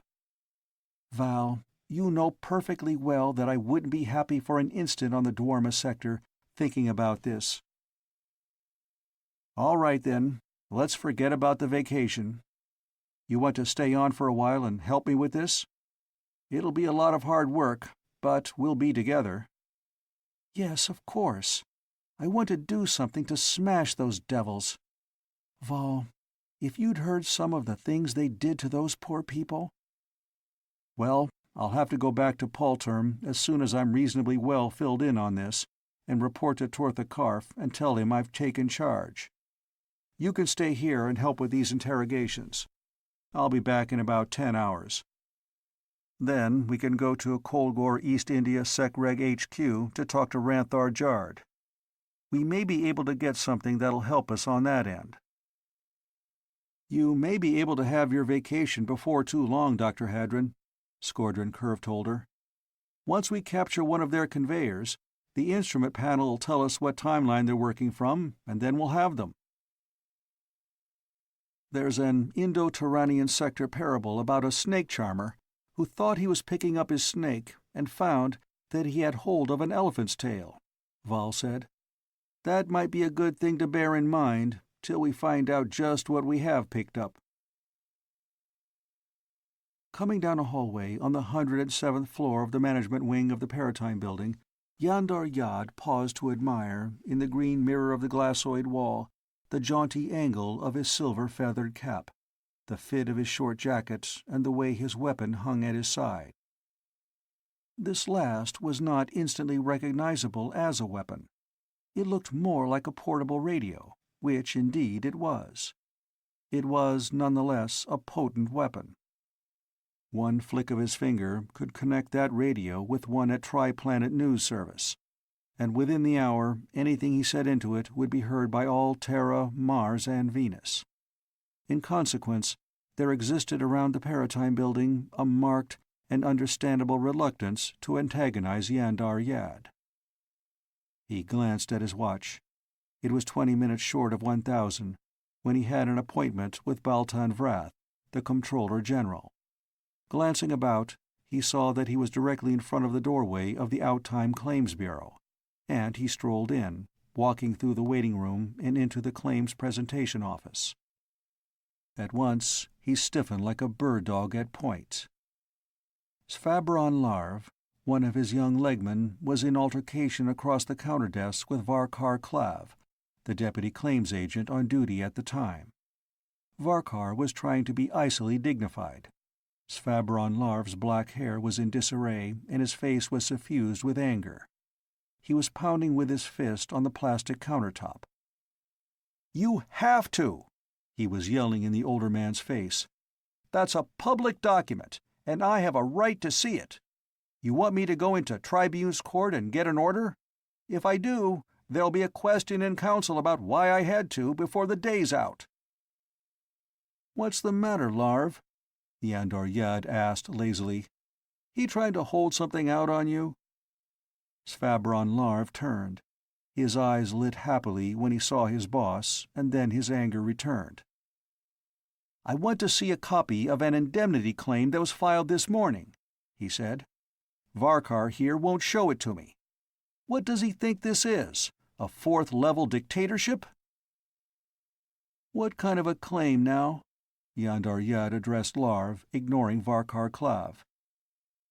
"Consolidated Outtime Foodstuffs, one of the Thalvan Interests companies, just claimed 40,000 PEU for 100 slaves bought by one of their plantation managers on third-level Esseron from a local slave dealer. The Paratime police impounded the slaves for narco-hypnotic interrogation, and then transposed a lot of them to police terminal." Yandar Yad still held his affection of sleepy indolence. "Now, why would the Paracops do that, I wonder? Slavery's an established local practice on Esseron sector. Our people have to buy slaves if they want to run a plantation." "I know that," Svabron Larv replied. "That's what I want to find out. There must be something wrong, either with the slaves, or the treatment our people were giving them, or the Paratime police, and I want to find out which." "To tell the truth, Larv, so do I," Yandar Yad said. He turned to the man behind the counter. "Varkar, do we see that claim, or do I make a story out of your refusal to show it?" he asked. "The Paratime police asked me to keep this confidential," Varkar Klav said. "Publicity would seriously hamper an important police investigation." Yandar Yad made an impolite noise. "How do I know that all it would do would be to reveal police incompetence?" he retorted. "Look, Varkar, you and the Paratime Police and the Paratime Commission and the Home Timeline Management are all hired employees of the Home Timeline public. The public has a right to know what its employees are doing, and it's my business to see that they're informed. Now, for the last time, will you show us a copy of that claim?" "Well, let me explain off the record," the official begged. I had that off-the-record gag worked on me when I was about Larv's age, 50 years ago. Anything I gets, I put on the air or not at my own discretion." "All right," Varkar Klav surrendered, pointing to a reading screen and twiddling a knob. "But when you read it, I hope you have enough discretion to keep quiet about it." The screen lit, and Yandar Yad automatically pressed a button for a photocopy. The two newsmen stared for a moment, and then even Yandar Yad's shell of drowsy negligence cracked and fell from him. His hand brushed the switch as he snatched the handphone from his belt. "Marva!" he barked, before the girl at the news office could more than acknowledge. "Get this recorded for immediate telecast. Ready? Beginning. The existence of a huge paratemporal slave trade came to light on the afternoon of 159 Day, on a timeline of the third-level Esseron sector, when Field Agent Skordran Curve, Paratime Police, discovered at an orange plantation of the Consolidated Outtime Foodstuffs." Salgath Trod sat alone in his private office, his half-finished lunch growing cold on the desk in front of him as he watched the teleview screen across the room, tuned to a pickup behind the speaker's chair in the Executive Council chamber 10 stories below. The 2,000 seats had been almost all empty at 1,000, when Council had convened. 15 minutes later, the news had broken. Now, at 14:30, a good 3/4 of the seats were occupied. He could see in the aisles the gold-plated robot pages gliding back and forth, receiving and delivering messages. One had just slid up to the seat of Councilman Hasthor Flann, and Hasthor was speaking urgently into the recorder mouthpiece. Another message for him, he supposed. He'd gotten at least a score such calls since the crisis had developed. People were going to start wondering, he thought. This situation should have been perfect for his purposes. As leader of the opposition, he could easily make himself the next general manager, if he exploited this scandal properly. He listened for a while to the centrist management member who was speaking. He could rip that fellow's arguments to shreds in 100 words, but he didn't dare. The management was taking exactly the line Salgath Trod wanted the whole council to take. Treat this affair as an isolated and extraordinary occurrence. Find a couple of convenient scapegoats, cobble up some explanation acceptable to the public, and forget it. He wondered what had happened to the imbecile who had transposed those Kolgor sector slaves onto an exploited timeline. Ought to be shanghaied to the Kifton sector and sold to the priests of Fasif. A buzzer sounded, and for an instant he thought it would be the message he had seen Hasthor Fan recording. Then he realized that it was the buzzer for the private door, which could only be operated by someone with a special identity sign. He pressed a button and unlocked the door. The young man in the loose wraparound tunic who entered was a stranger. At least his face and his voice were strange, but voices could be mechanically altered, and a skilled cosmetician could render any face unrecognizable. He looked like a student, or a minor commercial executive, or an engineer, or something like that. Of course, his tunic bulged slightly under the left armpit, but even the most respectable tunics showed occasional weapon bulges. "Good afternoon, Councilman," the newcomer said, sitting down across the desk from Salgath Trod. "I was just talking to somebody we both know." Salgath Trod offered cigarettes, lighted his visitor's, and then his own. "What does our mutual friend think about all this?" he asked, gesturing toward the screen. "Our mutual friend isn't at all happy about it." "You think perhaps that I'm bursting into wild huzzas?" Salgath Trod asked. "If I were to act as everybody expects me to, I'd be down there on the floor, now, clawing into the management tooth and nail. All my adherents are wondering why I'm not. So are all my opponents. And before long, one of them is going to guess the reason." "Well, why not go down?" the stranger asked. "Our mutual friend thinks it would be an excellent idea. The leak couldn't be stopped, and it's gone so far already that the management will never be able to play it down. So the next best thing is to try to exploit it." Salgath Trod smiled mirthlessly. "So I am to get in front of it and lead it in the right direction? Fine, as long as I don't stumble over something. If I do, it'll go over me like a fifth-level bison herd." "Don't worry about that," the stranger laughed reassuringly. "There are others on the floor who are also friends of our mutual friend. Here, what you'd better do is attack the Paratime police, especially Tortha Karf and Verkan Vall. Accuse them of negligence and incompetence, and by implication of collusion, and demand a special committee to investigate. And try to get a motion for a confidence vote passed. A motion to censure the management. Say—" Salgath Trod nodded. "It would delay things at least. And if our mutual friend can keep properly covered, I might be able to overturn the management." He looked at the screen again. "That old fool of a Nanthav is just getting started. It'll be an hour before I could get recognized. Plenty of time to get a speech together. Something short and vicious." "You'll have to be careful. It won't do, with your political record, to try to play down these stories of a gigantic criminal conspiracy. That's too close to the management line. And at the same time, you want to avoid saying anything that would get Verkan Vall and Tortha Karf started off on any new lines of investigation." Salgath Trod nodded. "Just depend on me. I'll handle it." After the stranger had gone, he shut off the sound reception, relying on visual dumb show to keep him informed of what was going on the council floor. He didn't like the situation. It was too easy to say the wrong thing. If only he knew more about the shadowy figures whose messengers used his private door.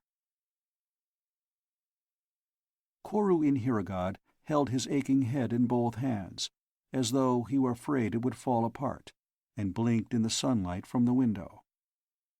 Lord Safar, how much of that sweet brandy had he drunk last night? He sat on the edge of the bed for a moment, trying to think. Then, suddenly apprehensive, he thrust his hand under his pillow. The heavy four-barreled pistols were there, all right, but the money. He rummaged frantically among the bedding and among his clothes piled on the floor, but the leather bag was nowhere to be found. 2,000 gold obus, the price of 100 slaves. He snatched up one of the pistols, his headache forgotten. Then he laughed and tossed the pistol down again. Of course. He'd given the bag to the plantation manager. What was his outlandish name? Dosu Golan, to keep for him before the drinking bout had begun. It was safely waiting for him in the plantation strong-box. Well, nothing like a good scare to make a man forget a brandy head, anyhow. And there was something else. Something very nice. Oh, yes, there it was beside the bed. He picked up the beautiful gleaming repeater, pulled down the lever far enough to draw the cartridge halfway out of the chamber, and closed it again, lowering the hammer. Those two Jesru traders from the north, what were their names? Ganadara and Atarazola. That was a stroke of luck, meeting them here. They'd given him this lovely rifle, and they were going to accompany him and his men back to Kariba. They had 100 such rifles and 200 six-shot revolvers, and they wanted to trade for slaves. The Lord Safar bless them both. Wouldn't they be welcome at Kariba? He looked at the sunlight falling through the window on the still recumbent form of his companion, Faru Hin Oberon.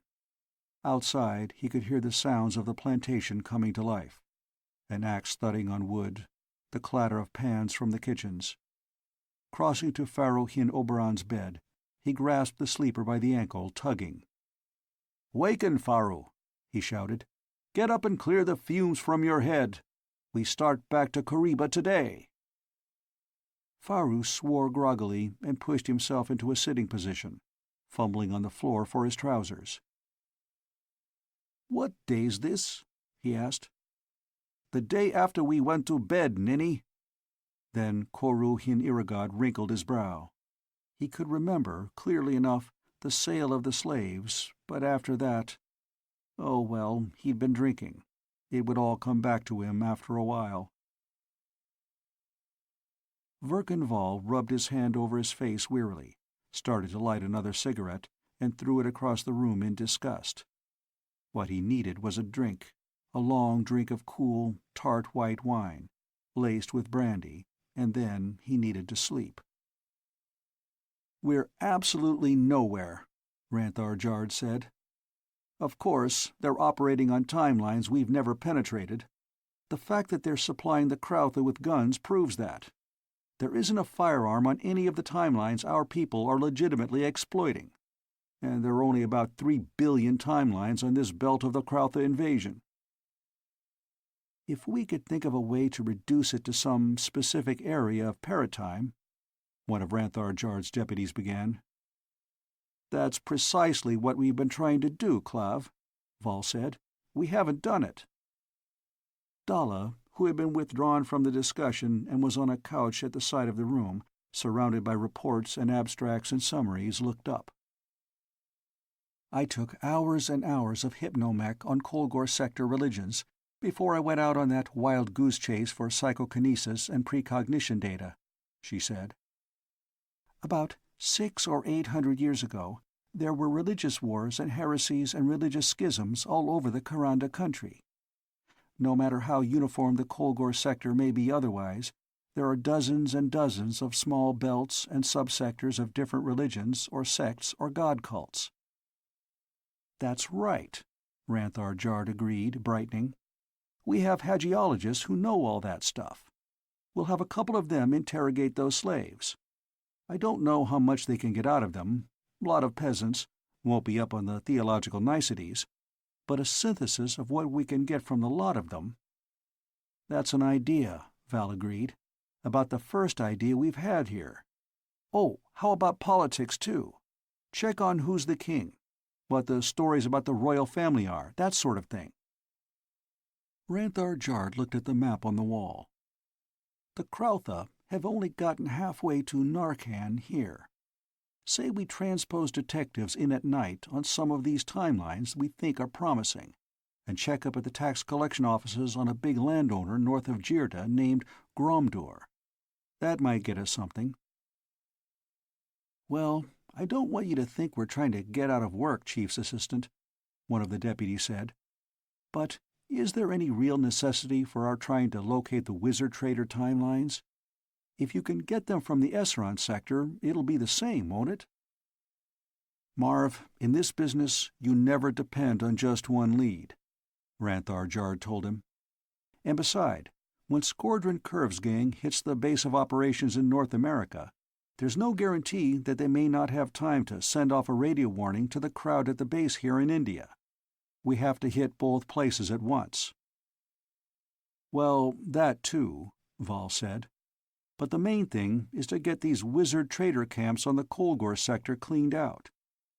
How are you fixed for men and equipment for a big raid, Jard?" Ranthar Jard shrugged. "I can get about 500 men with conveyors, including a couple of 200-footers to carry airboats," he said. "Not enough. Squadron Curve has one complete armored brigade, one airborne infantry brigade, and an air cavalry regiment, with Galdron Hestor equipment for a simultaneous transposition," Vol said. "Where in blazes did he get them all?" Ranthar Jard demanded. "They're guard troops, from service sector and industrial sector. We'll get you the same sort of a force. I only hope we don't have another prole insurrection while they're away." "Well, don't think I'm trying to argue policy with you," Ranthar Jard said. "But that could raise a dreadful stink on home timeline, especially on top of this news break about the slave trade." "We'll have to take a chance on that," Val said. "If you're worried about what the book says, forget it. We're throwing the book away on this operation. Do you realize that this thing is a threat to the whole Paratime civilization?" "Of course I do," Ranthar Jard said. "I know the doctrine of Paratime security as well as you or anybody else. The question is, does the public realize it?" A buzzer sounded. Ranthar Jard pressed a switch on the intercom box in front of him and said, "Ranthar here. Well?" "Visiphone call, top urgency, just came in for Chief's Assistant Verkan, from Novaland Equivalent. Where can I put it through, sir?" "Here, booth 7. Ranthar Jard pointed across the room, nodding to Vol. "In just a moment." Gathar Dard and Antrath Alv, temporary local aliases Ganadara and Atarazola, sat relaxed in their saddles, swaying to the motion of their horses. They wore the rust-brown hooded cloaks of the northern Jezero people, in sober contrast to the red and yellow and blue-striped robes and sunbonnets of the Caleras, in whose company they rode. They carried short, repeating carbines in saddle scabbards, and heavy revolvers and long knives on their belts, and each led 6 heavily laden pack-horses. Koruhin Iragad, riding beside Ganadara, pointed up the trail ahead. "From up there," he said, speaking in Akalan, the lingua franca of the North American West Coast on that sector, "we can see across the valley to Kariba. It will be an hour as we ride, with the pack-horses. Then we will rest and drink wine and feast." Ganadara nodded. "It was the guidance of our gods, and yours, Koruhin Iragad, that we met. Such slaves as you sold at the Outlander's plantation would bring a fine price in the north. The men are strong, and have the look of good field workers. The women are comely and well-formed, though I feared that my wife would little relish it did I bring home such handmaidens." Koruhin Iragad laughed. "For your wife, I will give you one of our riding whips." He leaned to the side, slashing at a cactus with his quirt. "We in Kariba have no trouble with our wives, about handmaidens or anything else. By Safar, if you doubt your welcome at Kariba, wait till you show your wares, another Calera said. Rifles and revolvers like those come to our country seldom, and then old and battered, sold or stolen many times before we see them. Rifles that fire 7 times without taking butt from shoulder. He invoked the name of the great Lord Safar again. The trail widened and leveled. They all came up abreast, with the pack-horses strung out behind, and sat looking across the valley to the adobe walls of the town that perched on the opposite ridge. After a while, riders began dismounting and checking and tightening saddle girths. A couple of Caleras helped Ganadara and Atarazola inspect their pack-horses. When they remounted, Atarazola bowed his head, lifting his left sleeve to cover his mouth, and muttered into it at some length. The Caleras looked at him curiously, and Koro Hin Iragad inquired of Ganadara what he did. "He prays," Ganadara said. "He thanks our gods that we have lived to see your town, and asks that we be spared to bring many more trains of rifles and ammunition up this trail." The slaver nodded understandingly. The Caleras were a pious people, too, who believed in keeping on friendly terms with the gods. "May Safar's hand work with the hands of your gods for it," he said, making what, to a non-Calera, would have been an extremely ribald sign. "The gods watch over us," Atarazola said, lifting his head. "They are near us even now. They have spoken words of comfort in my ear." Ganadara nodded. The gods to whom his partner prayed were a couple of Paratime policemen, crouching over a radio a mile or so down the ridge. "My brother," he told Koro Hin Iragad, "is much favored by our gods. Many people come to him to pray for them." "Yes, so you told me, now that I think on it." That detail had been included in the pseudo-memories he had been given under hypnosis. "I serve Safar, as do all Caleras. But I have heard that the Jezerus gods are good gods, dealing honestly with their servants." An hour later, under the walls of the town, Koro Hin Iragad drew one of his pistols and fired all 4 barrels in rapid succession into the air, shouting, "Open! Open for Koro Hin Iragad, and for the Jezru traders Ganadara and Atarazola, who are with him." A head, black-bearded and sun-bonneted, appeared between the brick merlons of the wall above the gate, shouted down a welcome, and then turned away to bawl orders. The gate slid aside, and after the caravan had passed through, naked slaves pushed the massive thing shut again. Although they were familiar with the interior of the town, from photographs taken with boomerang balls, automatic return transposition spheres, like message balls, they looked around curiously. The central square was thronged, Caleras in striped robes, people from the south and east in baggy trousers and embroidered shirts, mountaineers in deerskins. A slave market was in progress, and some 100-odd items of human merchandise were assembled in little groups, guarded by their owners and inspected by prospective buyers. They seemed to be all natives of that geographic and paratemporal area. "Don't even look at those," Koro Hin Iragad advised. "They are but culls. The market is almost over. We'll go to the house of Nebu Hin Abanoz, where all the considerable men gather, and you will find those who will be able to trade slaves worthy of the goods you have with you. Meanwhile, let my people take your horses and packs to my house. You shall be my guests while you stay in Kariba." It was perfectly safe to trust Koro Hin Iragad. He was a murderer and a brigand and a slaver. But he would never incur the scorn of men and the curse of the gods by dealing foully with a guest. The horses and packs were led away by his retainers. Ganadara and Atarazola pushed their horses after his, and Pharaoh Hin Oberans through the crowd. The house of Nebu Hin Abanoz, like every other building in Kariba, was flat-roofed, adobe-walled, and windowless except for narrow rifle slits. The wide double gate stood open, and 5 or 6 heavily armed Caleras lounged just inside. They greeted Koru and Faru by name, and the strangers by their assumed nationality. The four rode through into what appeared to be the stables, turning their horses over to slaves, who took them away.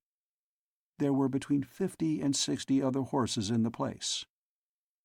Divesting themselves of their weapon in an anteroom at the head of a flight of steps, they passed under an arch and into a wide, shady patio, where 30 or 40 men stood about or squatted on piles of cushions, smoking cheroots, drinking from silver cups, talking in a continuous babble. Most of them were in cholera dress, though there were men of other communities and nations in other garb. As they moved across the patio, Gathon Dard caught snatches of conversations about deals in slaves and horse trades, about bandit raids and blood feuds, about women and horses and weapons. An old man with a white beard and an unusually clean robe came over to intercept them. "Ha, lord of my daughter, you are back at last. We had begun to fear for you," he said. "Nothing to fear, father of my wife," Koru-hin-Iragad replied. "We sold the slaves for a good price, and tarried the night feasting in good company. Such good company that we brought some of it with us. Atarazola and Ganadara, men of the Jezeru. Kavu-hin-Avaran, whose daughter mothered my sons."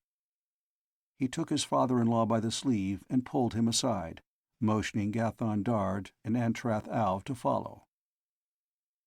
"They brought weapons. They want outland slaves, of the sort I took to sell in the Big Valley country," he whispered. "The weapons are repeating rifles from across the ocean, and 6-shot revolvers. They also have much ammunition." "Oh, Safar bless you," the Whitebeard cried, his eyes brightening. "Name your own price. Satisfy yourselves that we have dealt fairly with you. Go and return often again. Come, lord of my daughter, let us make them known to Nebu-hin-Ebenoz. But not a word about the kind of weapons you have, strangers, until we can speak privately. Say only that you have rifles to trade." Gathon Dard nodded. Evidently there was some sort of power struggle going on in Kariba. Koru-hin-Iragad and his wife's father were of the party of Nebu-hin-Ebenoz, and wanted the repeaters and six-shooters for themselves. Nebu-hin-Ebenoz, swarthy, hook-nosed, with a square-cut graying beard, lounged in a low chair across the patio. Near him 4 or 5 other Khaleras sat or squatted or reclined, all smoking the rank black tobacco of the country, and drinking wine or brandy. Their conversation ceased as Kavu-hin-Avaran and the others approached. The chief of Kariba listened to the introduction, then heaved himself to his feet and clapped the newcomers on the shoulders. "Good, good," he said. "We know you Jezeru people. You're honest traders. You come this far into our mountains too seldom. We can trade with you. We need weapons. As for the sort of slaves you want, we have none too many now, but in 8 days we will have plenty. If you stay with us that long—" "Kariba is a pleasant place to be," Ganadara said. "We can wait." "What sort of weapons have you?" the chief asked. "Pistols and rifles, lord of my father's sister," Koru-hin-Iragad answered for them. "The packs have been taken to my house, where our friends will stay. We can bring a few to show you, the hour after evening prayers." Nebu-hin-Ebenoz shot a keen glance at his brother-in-law's son and nodded. "Or better, I will come to your house then. Thus I can see the whole load. How will that be?" "Better. I will be there too," Kavu-hin-Avaran said, then turned to Gathon Dard and Antrath Alv. "You have been long on the road. Come, let us drink cool wine, and then we will eat," he said. "Until this evening, Nebu-hin-Ebenoz." He led his son-in-law and the traders to one side, where several kegs stood on trestles with cups and flagons beside them. They filled a flagon, took a cup apiece, and went over to a pile of cushions at one side. As they did, 3 men came pushing through the crowd toward Nebu-hin-Ebenoz's seat. They wore a costume unfamiliar to Gathon Dard, little round caps with red and green streamers behind, and long, wide-sleeved white gowns, and one of them had gold rings in his ears. "Nebo hin Abanoz," one of them said, bowing. "We are 3 men of the Osasu cities. We have gold obus to spend. We seek a beautiful girl, to be first concubine to our king's son, who is now come to the estate of manhood." Nebuhin Abanos picked up the silver-mounted pipe he had laid aside and relighted it, frowning. "Men of the Osasu, you have a heavy responsibility," he said. "You have the responsibility for future of your kingdom, for a boy's character is more shaped by his first concubine than by his teachers. How old is the boy?" 16, Nebuhin Abanoz, the age of manhood among us."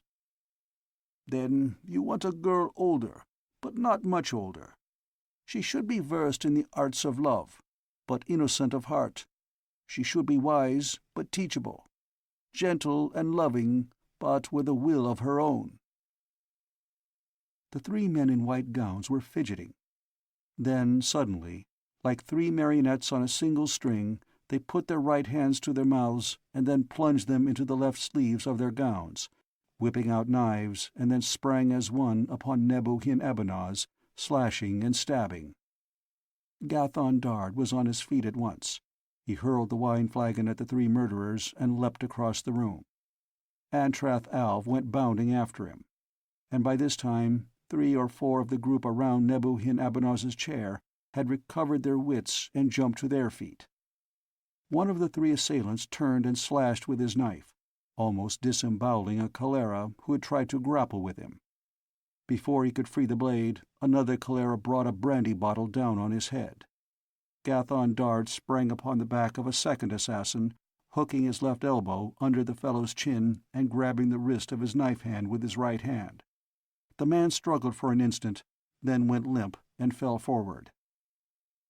The third of the trio of murderers was still slashing at the fallen chieftain when Antrath Alv chopped him along the side of the neck with the edge of his hand.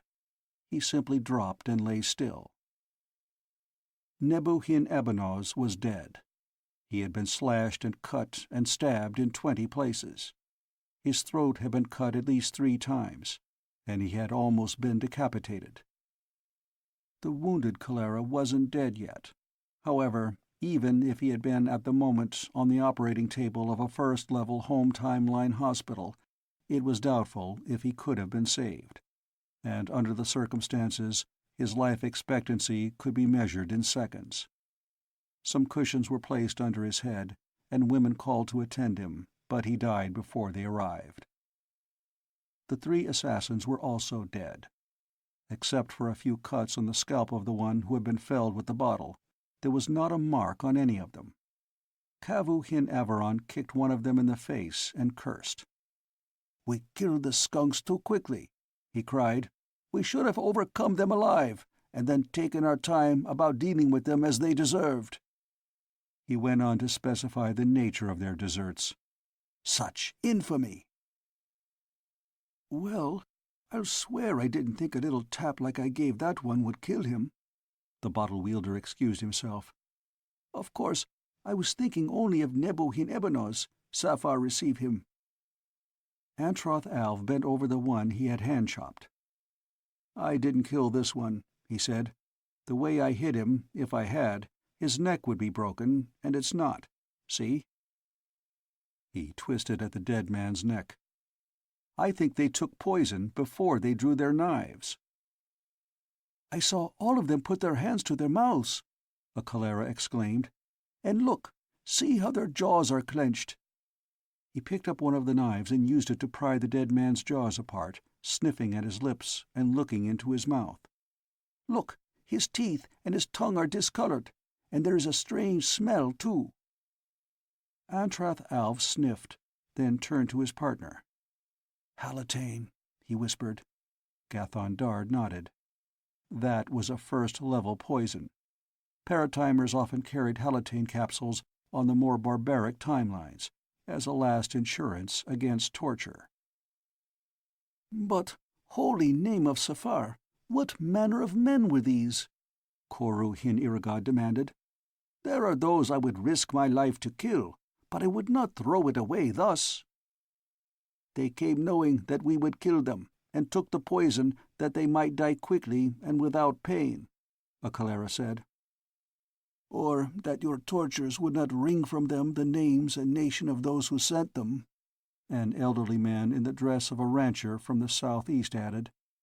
If I were you, I would try to find out who these enemies are, and the sooner the better. Gathon Dard was examining one of the knives, a folding knife with a broad, single-edged blade, locked open with a spring. The handle was of tortoise-shell, bolstered with brass. In all my travels, he said, I never saw a knife of this workmanship before.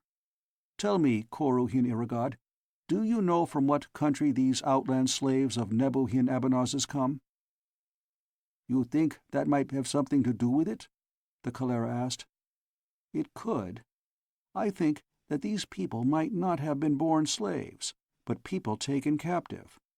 Suppose, at some time, there had been sold to Nebu Hin Abanaz, and sold elsewhere by him, one who was a person of consequence, the son of a king or the priest of some god, Gathon Dard suggested. By Safar, yes, and now that nation, wherever it is at blood feud with us, Kavu Hin Avaron said. This must be thought about. It is an ill thing to have unknown enemies. Look! A Calera, who had begun to strip the three dead men, cried. These are not of the Usasu cities, or any other people of this land. See, they are uncircumcised. Many of the slaves whom Nebu Hin Abanaz brought to Kariba from the hills have been uncircumcised, Koru Hin Iragad said. Jezuru, I think you have your sights on the heart of it. He frowned. Now, think you, will those who had done this be satisfied, or will they carry on their hatred against all of us? A hard question, Antrath Alv said. You Caleras do not serve our gods, but you are our friends. Suffer me to go apart and pray. I would take counsel with the gods, that they may aid us all in this. It was full daylight, but the sun was hidden. A thin rain fell on the landing around at Police Terminal Durgabar equivalent when Val and Dalla left the rocket. Across the black lava-like pavement they could see the bulky form of Tortha Karf, hunched under a long cloak, with his flat cap pulled down over his brow. He shook hands with Val and kissed cheeks with Dalla when they joined him.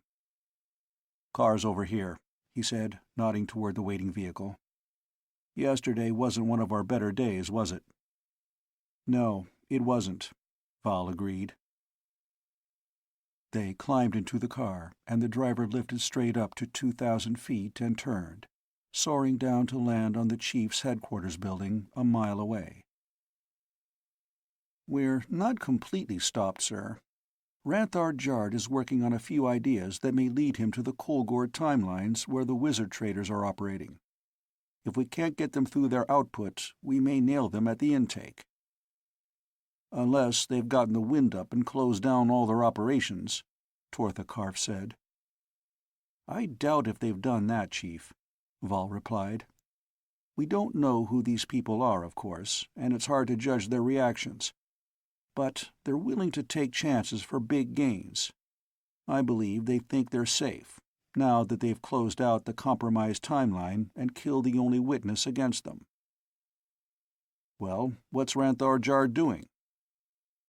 "Trying to locate the subsector and probability belt from what the slaves can tell him about their religious beliefs about the local king and the Prince of Jirda, and the noble families of the neighborhood," Val said. "When he has it localized as closely as he can, he's going to start pelting the whole paratemporal area with photographic auto-return balls dropped from air cars on Police Terminal over the spatial equivalents of a couple of Krautha-conquered cities. As soon as he gets a photo that shows Krautha with firearms, he'll have a wizard trader timeline." "Sounds simple," the chief said. The car landed, and he helped Dalla out. I suppose both you and he know how many chances against one he has of finding anything." They went over to an anti-grav shaft and floated down to the floor, on which Tortha Karf had a duplicate of the office in the Paratime building on home timeline. "It's the only chance we have, though." "There's one thing that bothers me," Dalla said, as they entered the office and went back behind the horseshoe-shaped desk. "I understand that the news about this didn't break on home timeline till the late morning of 161 day. Nebu Hin Abanaz was murdered at about 1700 local time, which would be 0100 this morning Durgabar time. That would give this gang 14 hours to hear the news, transmit it to their base, and get these 3 men hypno-conditioned, disguised, transposed to this Esron sector timeline and into Kariba." She shook her head. "That's pretty fast work." Tortha Karf looked sideways at Verkan Vall. "Your girl has the makings of a cop, Vall," he commented. "She's been a big help, on Esron and Kolgor sectors," Vall said. "She wants to stay with it and help me. I'll be very glad to have her with me." Tortha Karf nodded. He knew, too, that Dalla wouldn't want to have to go back to home timeline and wait the long investigation out. "Of course, we can use all the help we can get. I think we can get a lot from Dalla. Fix her up with some kind of a title and police status. Technical expert, assistant, or something like that." He clasped hands man-fashion with her. "Glad to have you on the cops with us, Dalla," he said. Then he turned to Vall. "There was almost 24 hours between the time I heard about this and when this blasted Yandar Yad got hold of the story. Of all the infernal, irresponsible—" He almost choked with indignation. "And it was another 14 hours between the time Skordran sent in his report and I heard about it." Golzan Doth sent in a report to his company about the same time Skordran Curve made his first report to his sector regional sub-chief, Val mentioned. "That might be it," Tortha Karf considered. "I wish there were another explanation, because that implies a very extensive intelligence network, which means a big organization. But I'm afraid that's it. I wish I could pull in everybody in Consolidated Outtime Foodstuffs who handled that report, and narco-hypnotize them. Of course, we can't do things like that on home timeline, and with the political situation what it is now." "Why? What's been happening, Chief?"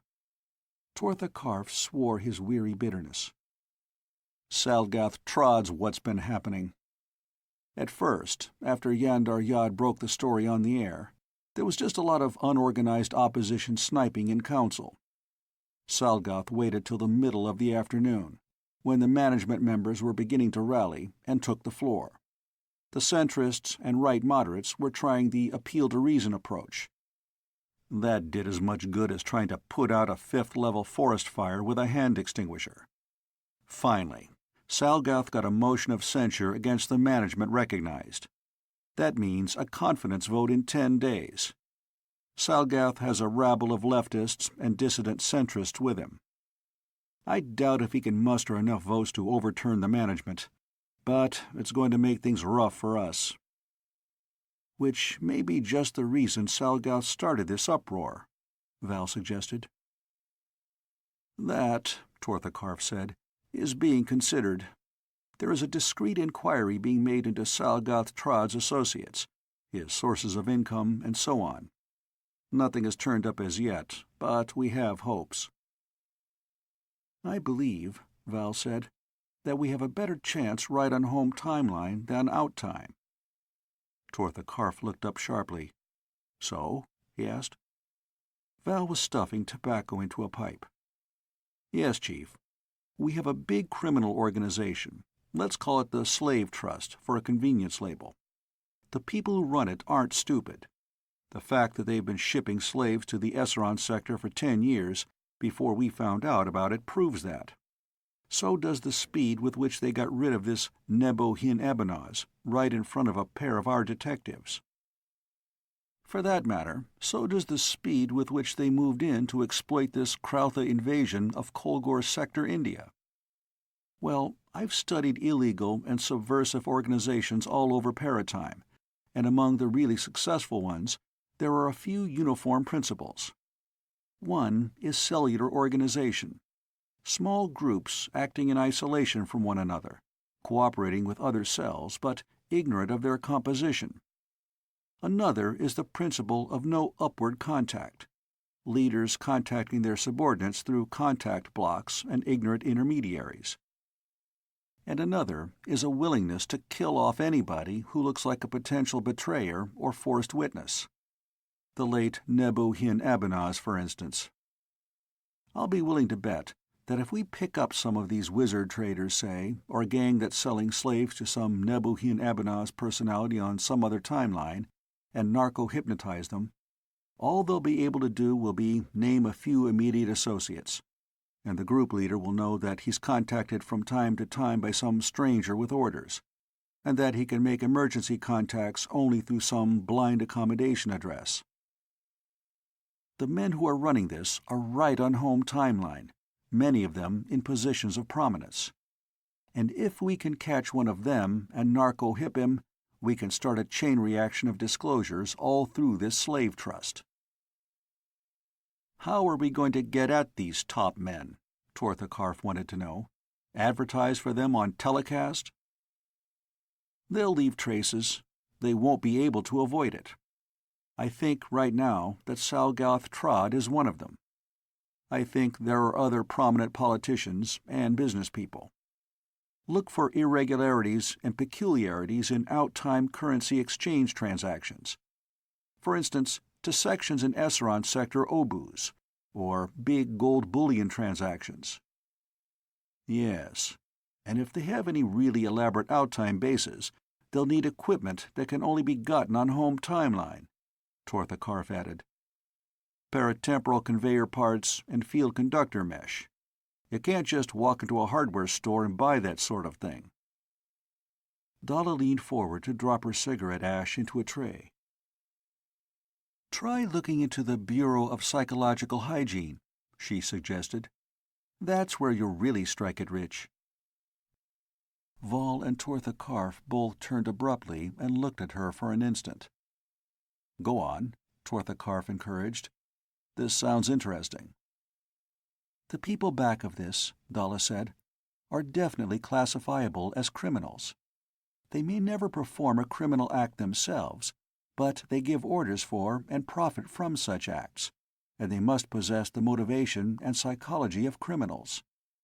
We define people as criminals when they suffer from psychological aberrations of an antisocial character, usually paranoid, excessive egoism, disregard for rights of others, inability to recognize the social necessity for mutual cooperation and confidence. On home timeline, we have universal psychological testing for the purpose of detecting and eliminating such characteristics. It seems to have failed in this case, Tortha Karf began, then snapped his fingers. Of course. How blasted silly can I get when I'm not trying? Yes, of course, Verkenval agreed. Find out how these people missed being spotted by psychotesting.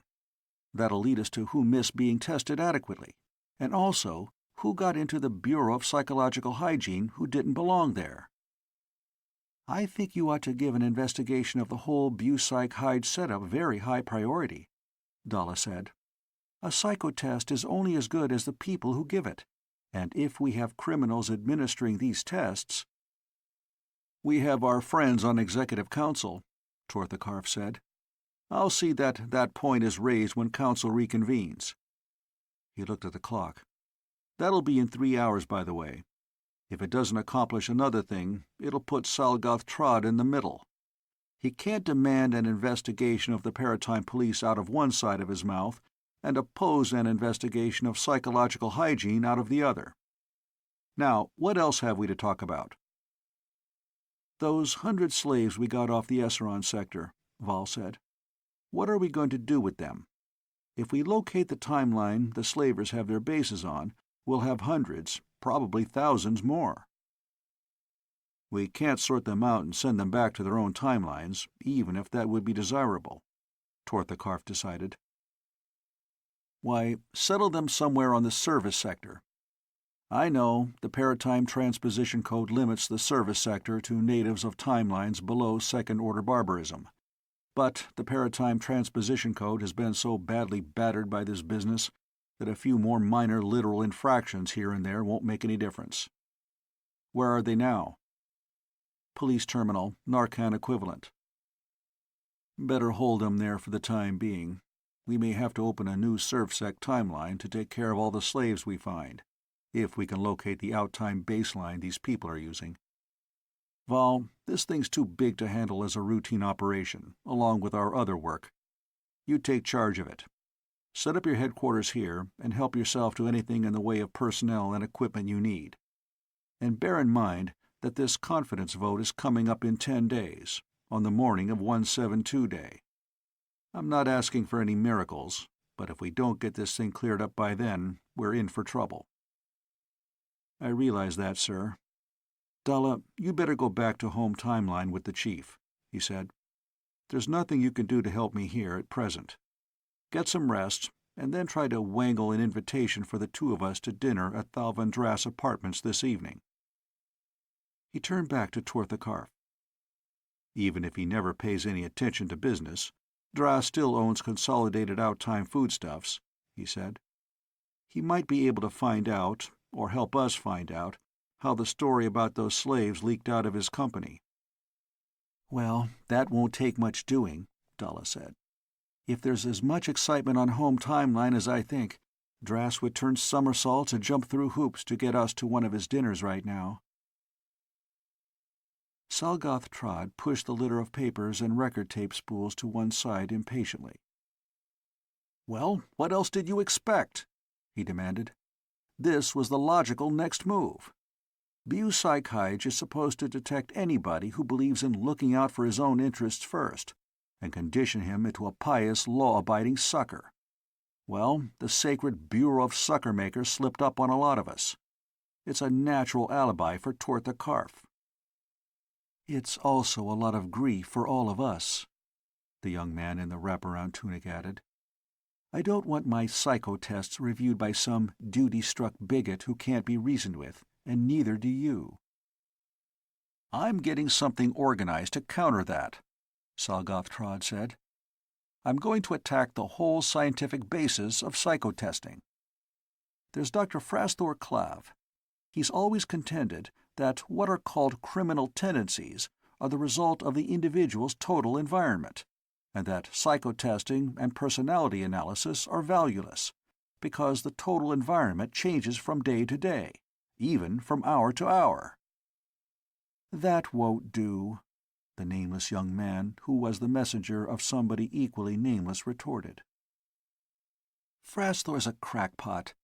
No reputable psychologist or psychist gives his opinions a moment's consideration. And besides, we don't want to attack psychological hygiene. The people in it with whom we could do business are our safeguard. They've given all of us a clean bill of mental health, and we have papers to prove it. What we have to do is to make it appear that that incident on the Esseron sector is all there is to this, and also involve the Paratime police themselves. The slavers are all paracops.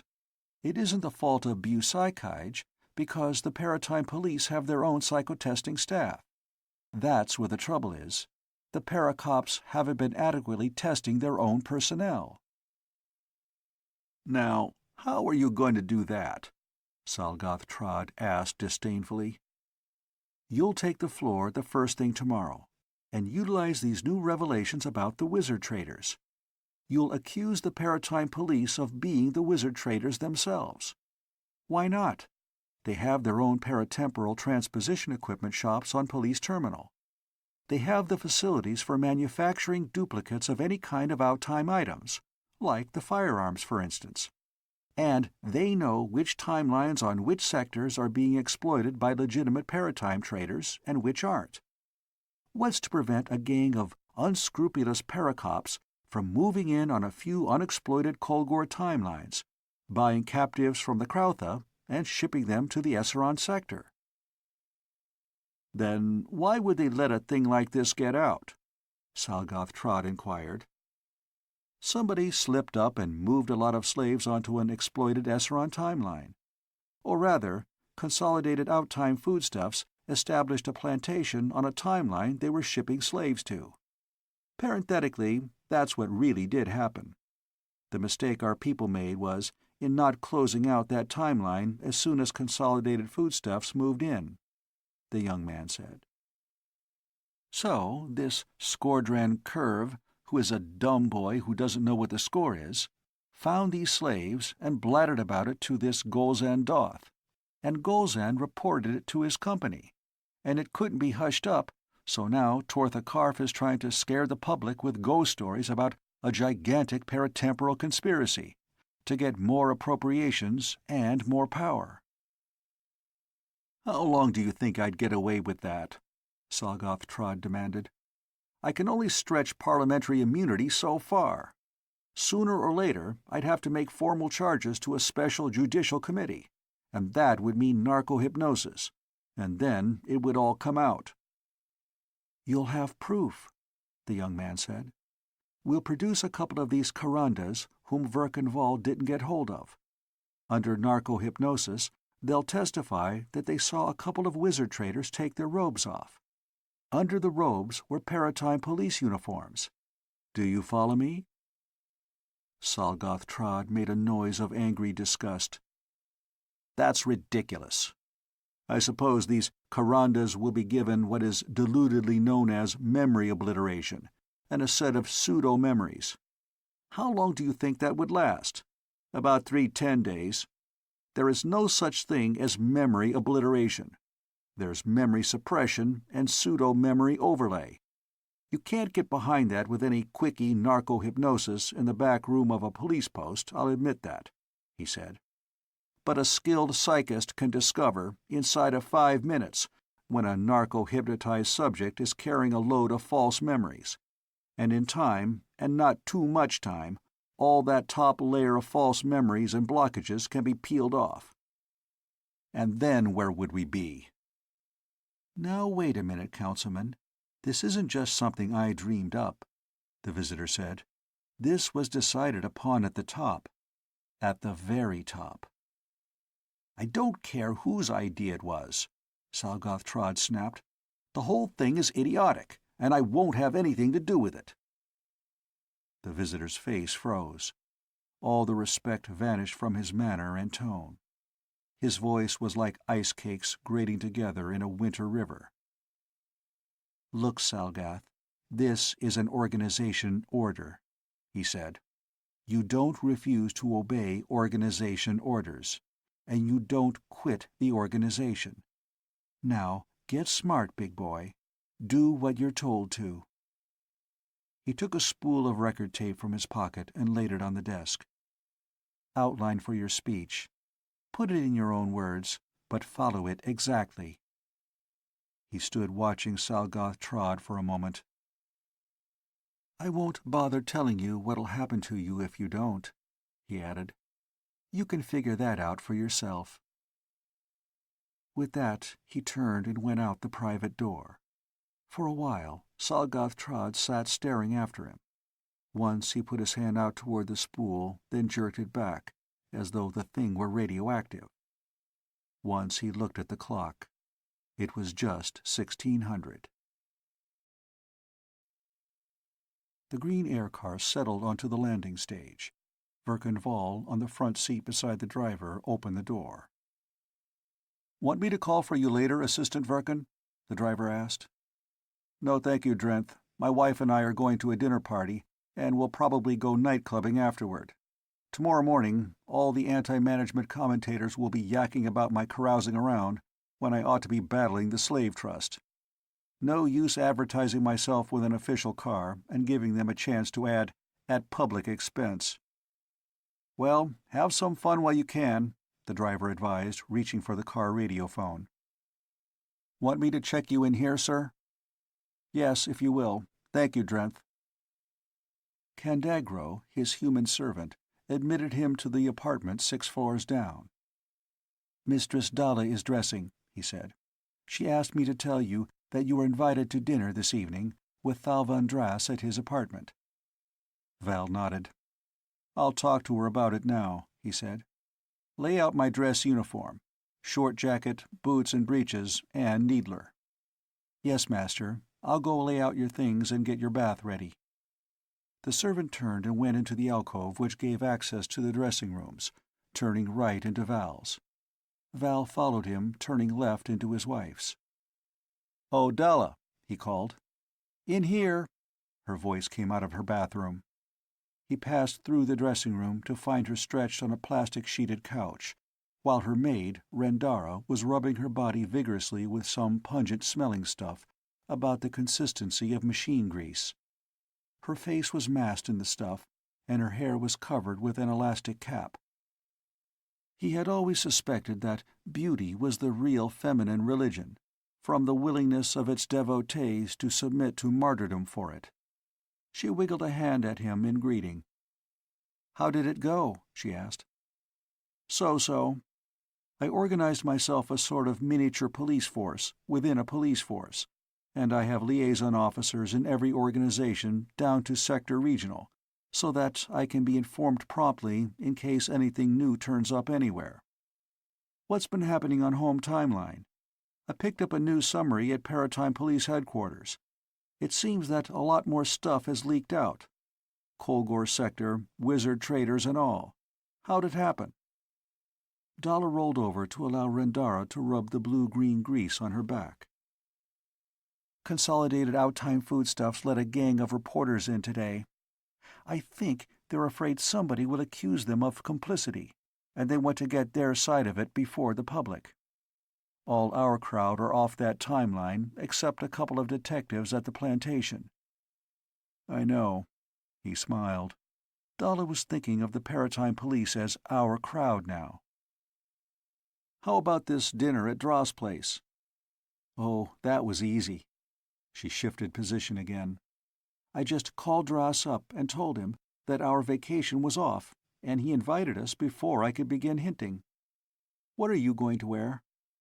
"Short jacket greens. I can carry a needler with that uniform, even wear it at the table. I don't think it's smart for me to run around unarmed, even on home timeline." "Especially on home timeline," he amended. "When's this affair going to start, and how long will Rendara take to get that goo off you?" Selgath Trott left his air car at the top landing stage of his apartment building and sent it away to the hangars under robot control.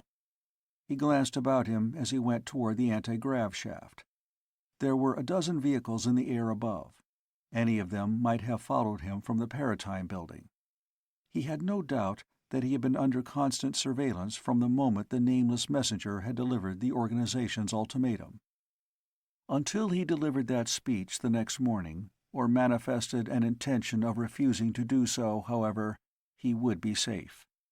After that— Alone in his office, he had reviewed the situation point by point, and then gone back and reviewed it again. The conclusion was inescapable. The organization had ordered him to make an accusation which he himself knew to be false. That was the first premise. The conclusion was that he would be killed as soon as he had made it. That was the trouble with being mixed up with that kind of people. You were expendable, and sooner or later they would decide that they would have to expend you. And what could you do? To begin with, an accusation of criminal malfeasance made against a management or Paratime Commission agency on the floor of Executive Council was tantamount to an accusation made in court. Automatically, the accuser became a criminal prosecutor and would have to repeat his accusation under narco-hypnosis. Then the whole story would come out bit by bit, back to its beginning in that first illegal deal in Indo-Turanian opium, diverted from trade with the Kiftan sector and sold on second-level Luvarian Empire sector, and the deals in radioactive poisons and the slave trade. He would be able to name a few names. The organization kept its activities too well compartmented for that, but he could talk of things that had happened and when and where and on what paratemporal areas. No, the organization wouldn't let that happen, and the only way it could be prevented would be by the death of Salgath Trod as soon as he had made his speech. All the talk of providing him with corroborative evidence was silly. It had been intended to lead him more trustingly to the slaughter. They'd kill him, of course, in some way that would be calculated to substantiate the story he would no longer be able to repudiate. The killer, who would be promptly rayed dead by somebody else, would wear a Paratime police uniform or something like that. That was of no importance, however. By then, he'd be beyond caring. One of his 3 Servsec Prole servants, the slim brown girl who was his housekeeper and hostess, and also his mistress, admitted him to the apartment. He kissed her perfunctorily and closed the door behind him. "You're tired," she said. "Let me call Nindran Digro and have him bring you chilled wine. Lie down and rest until dinner." No, I want brandy." He went to his cellaret and got out a decanter and a goblet, pouring himself a drink. "How soon will dinner be ready?" The brown girl squeezed a little golden globe that hung on a chain around her neck. A tiny voice inside it repeated, 1823:10, 1823:11, 1823:12. "In half an hour. It's still in the robo-chef," she told him. He downed half the goblet full, set it down, and went to a painting, a brutal scarlet and apple-green abstraction that hung on the wall. Swinging it aside and revealing the safe behind it, he used his identity sigil, took out a wad of Paratemporal Exchange banknotes, and gave them to the girl. "Here, Zingana, take these, and take Nindran Digro and Kalila out for the evening. Go where you can all have a good time, and don't come back till after midnight. There will be some business transacted here, and I want them out of this. Get them out of here as soon as you can. I'll see to the dinner myself. Spend all of that you want to." The girl ruffled through the wad of banknotes. "Why, thank you, Trod." She threw her arms around his neck and kissed him enthusiastically. "I'll go tell them at once." "And have a good time, Zingana. Have the best time you possibly can," he told her, embracing and kissing her. "Now, get out of here. I have to keep my mind on business." When she had gone, he finished his drink and poured another. He drew and checked his needler. Then, after checking the window shielding and activating the outside view screens, he lit a cheroot and sat down at the desk, his goblet and his needler in front of him, to wait until the servants were gone. There was only one way out alive. He knew that, and yet he needed brandy, and a great deal of mental effort to steel himself for it. Psycho-rehabilitation was a dreadful thing to face. There would be almost a year of unremitting agony, physical and mental, worse than a kift and torture rack. There would be the shame of having his innermost secrets poured out of him by the psychotherapists. And, at the end, there would emerge someone who would not be Salgath Trod, or anybody like Salgath Trod. And he would have to learn to know this stranger and build a new life for him. In one of the view screens, he saw the door to the service hallway open. Zingana, in a black evening gown and a black velvet cloak, and Kalila, the housemaid, in what she believed to be a reasonable facsimile of fashionable first-level dress, and Nindran Digro, in one of his master's evening suits, emerged.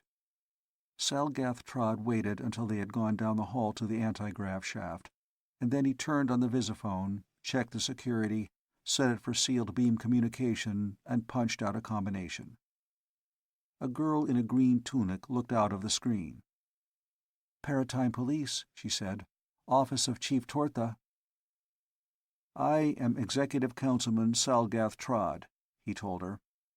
"I am, and for the past 15 years have been, criminally involved with the organization responsible for the slave trade, which recently came to light on third-level Esseron.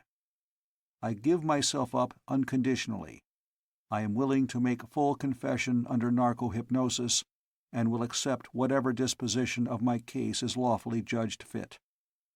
You'll have to send an escort for me. I might start from my apartment alone, but I'd be killed before I got to your headquarters." The girl, who had begun to listen in the bored manner of public servants' phone girls, was staring wide-eyed. "Just a moment, Councilman Salgath. I'll put you through to Chief Tortha." The dinner lacked a half-hour of being served. Thalvandras's guests loitered about the drawing room, sampling appetizers and chilled drinks and chatting in groups. It wasn't the artistic crowd usual at Thalvandras dinners. Most of the guests seemed to be business or political people. Thalvandras had gotten Val and Dalla into the small group around him, along with pudgy, infantile-faced Brogoth Zaln, his confidential secretary, and Javrath Brend, his financial attorney. "I don't see why they're making such a fuss about it," one of the banking cartel people was saying. "Causing a lot of public excitement, all out of proportion to the importance of the affair. After all, those people were slaves on their own timeline, and if anything, they're much better off on the Esseron sector than they would be as captives of the Krautha. As far as that goes, what's the difference between that and the way we drag those fourth-level primitive sector complex people off to fifth-level service sector to work for us?" "Oh, there's a big difference, Farn," Javrath Brend said. "We recruit those fourth-level primitives out of probability worlds of Stone Age savagery and transpose them to our own fifth-level timelines, practically outtime extensions of the home timeline. There's absolutely no question of the Paratime secret being compromised. Besides, we need a certain amount of human labor, for tasks requiring original thought and decision that are beyond the ability of robots, and most of it is work our citizens simply wouldn't perform," Thalvandras added. "Well, from a moral standpoint, wouldn't these Esseron sector people who buy the slaves justify slavery in the same terms?" A woman whom Val had identified as a left-moderate council member asked. "There's still a big difference," Dalla told her. "The ServSec proles aren't beaten or tortured or chained. We don't break up families or separate friends. When we recruit fourth-level primitives, we take whole tribes, and they come willingly. And—" One of Thalvandras's black-liveried human servants of the class under discussion approached Val.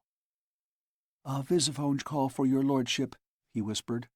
"Chief Tortha Karf calling. If your lordship will come this way."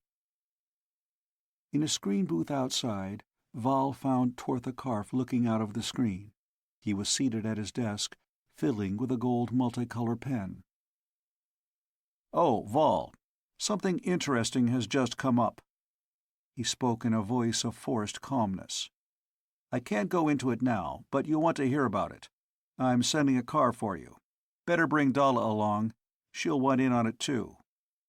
Right, we'll be on the top southwest landing stage in a few minutes." Dalla was still heatedly repudiating any resemblance between the normal first-level methods of labor recruitment and the activities of the wizard traders. She had just finished the story of the woman whose child had been brained when Val rejoined the group. "Dras, I'm awfully sorry," he said. "This is the second time in succession that Dalla and I had to bolt away from here. But policemen are like doctors, always on call, and consequently unreliable guests. While you're feasting, think commiseratingly of Dalla and me. We'll probably be having a sandwich and a cup of coffee somewhere." "I'm terribly sorry," Thalvandras replied. "We had all been looking forward— Well, Brogoth, have a car called for Val and Dalla." "Police car coming for us. It's probably on the landing stage now," Val said. "Well, goodbye, everybody. Coming, Dalla?" They had a few minutes to wait under the marquee before the green police air car landed and came rolling across the rain-wet surface of the landing stage. Crossing to it and opening the rear door, he put Dalla in and climbed in after her, slamming the door. It was only then that he saw Tortha Karf hunched down in the rear seat. He motioned them to silence and did not speak until the car was rising above the building. "I wanted to fill you in on this as soon as possible," he said. "Your hunch about Salgath Trod was good. Just a few minutes before I called you, he called me. He says this slave trade is the work of something he calls the Organization. Says he's been taking orders from them for years. His attack on the management and motion for a censure vote were dictated from Organization top echelon. Now he's convinced that they're going to force him to make false accusations against the Paratime police, and then kill him before he's compelled to repeat his charges under narco-hypnosis. So he's offered to surrender and trade information for protection." "How much does he know?" Val asked. Tortha Karf shook his head. "Not as much as he claims to, I suppose. He wouldn't want to reduce his own trade-in value. But he's been involved in this thing for the last 15 years, and with his political prominence, he'd know quite a lot." "We can protect him from his own gang. Can we protect him from psycho-rehabilitation?" "No, and he knows it. He's willing to accept that. He seems to think that death at the hands of his own associates is the only other alternative. Probably right, too." The floodlighted green towers of the Paratime building were wheeling under them as they circled down. "Why would they sacrifice a valuable accomplice like Salgath Trod in order to make a transparently false accusation against us?" Val wondered. That's our new rookie cop's idea." Tortha Karf chuckled, nodding toward Dalla. "We got Zortan Harn to introduce an urgent business motion to appoint a committee to investigate Psychige this morning. The motion passed, and this is the reaction to it. The Organization's scared.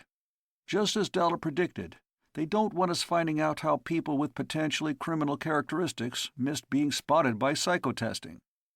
Salgath Trod is being sacrificed to block or delay that." Val nodded as the wheels bumped on the landing stage and the anti-grav field went off.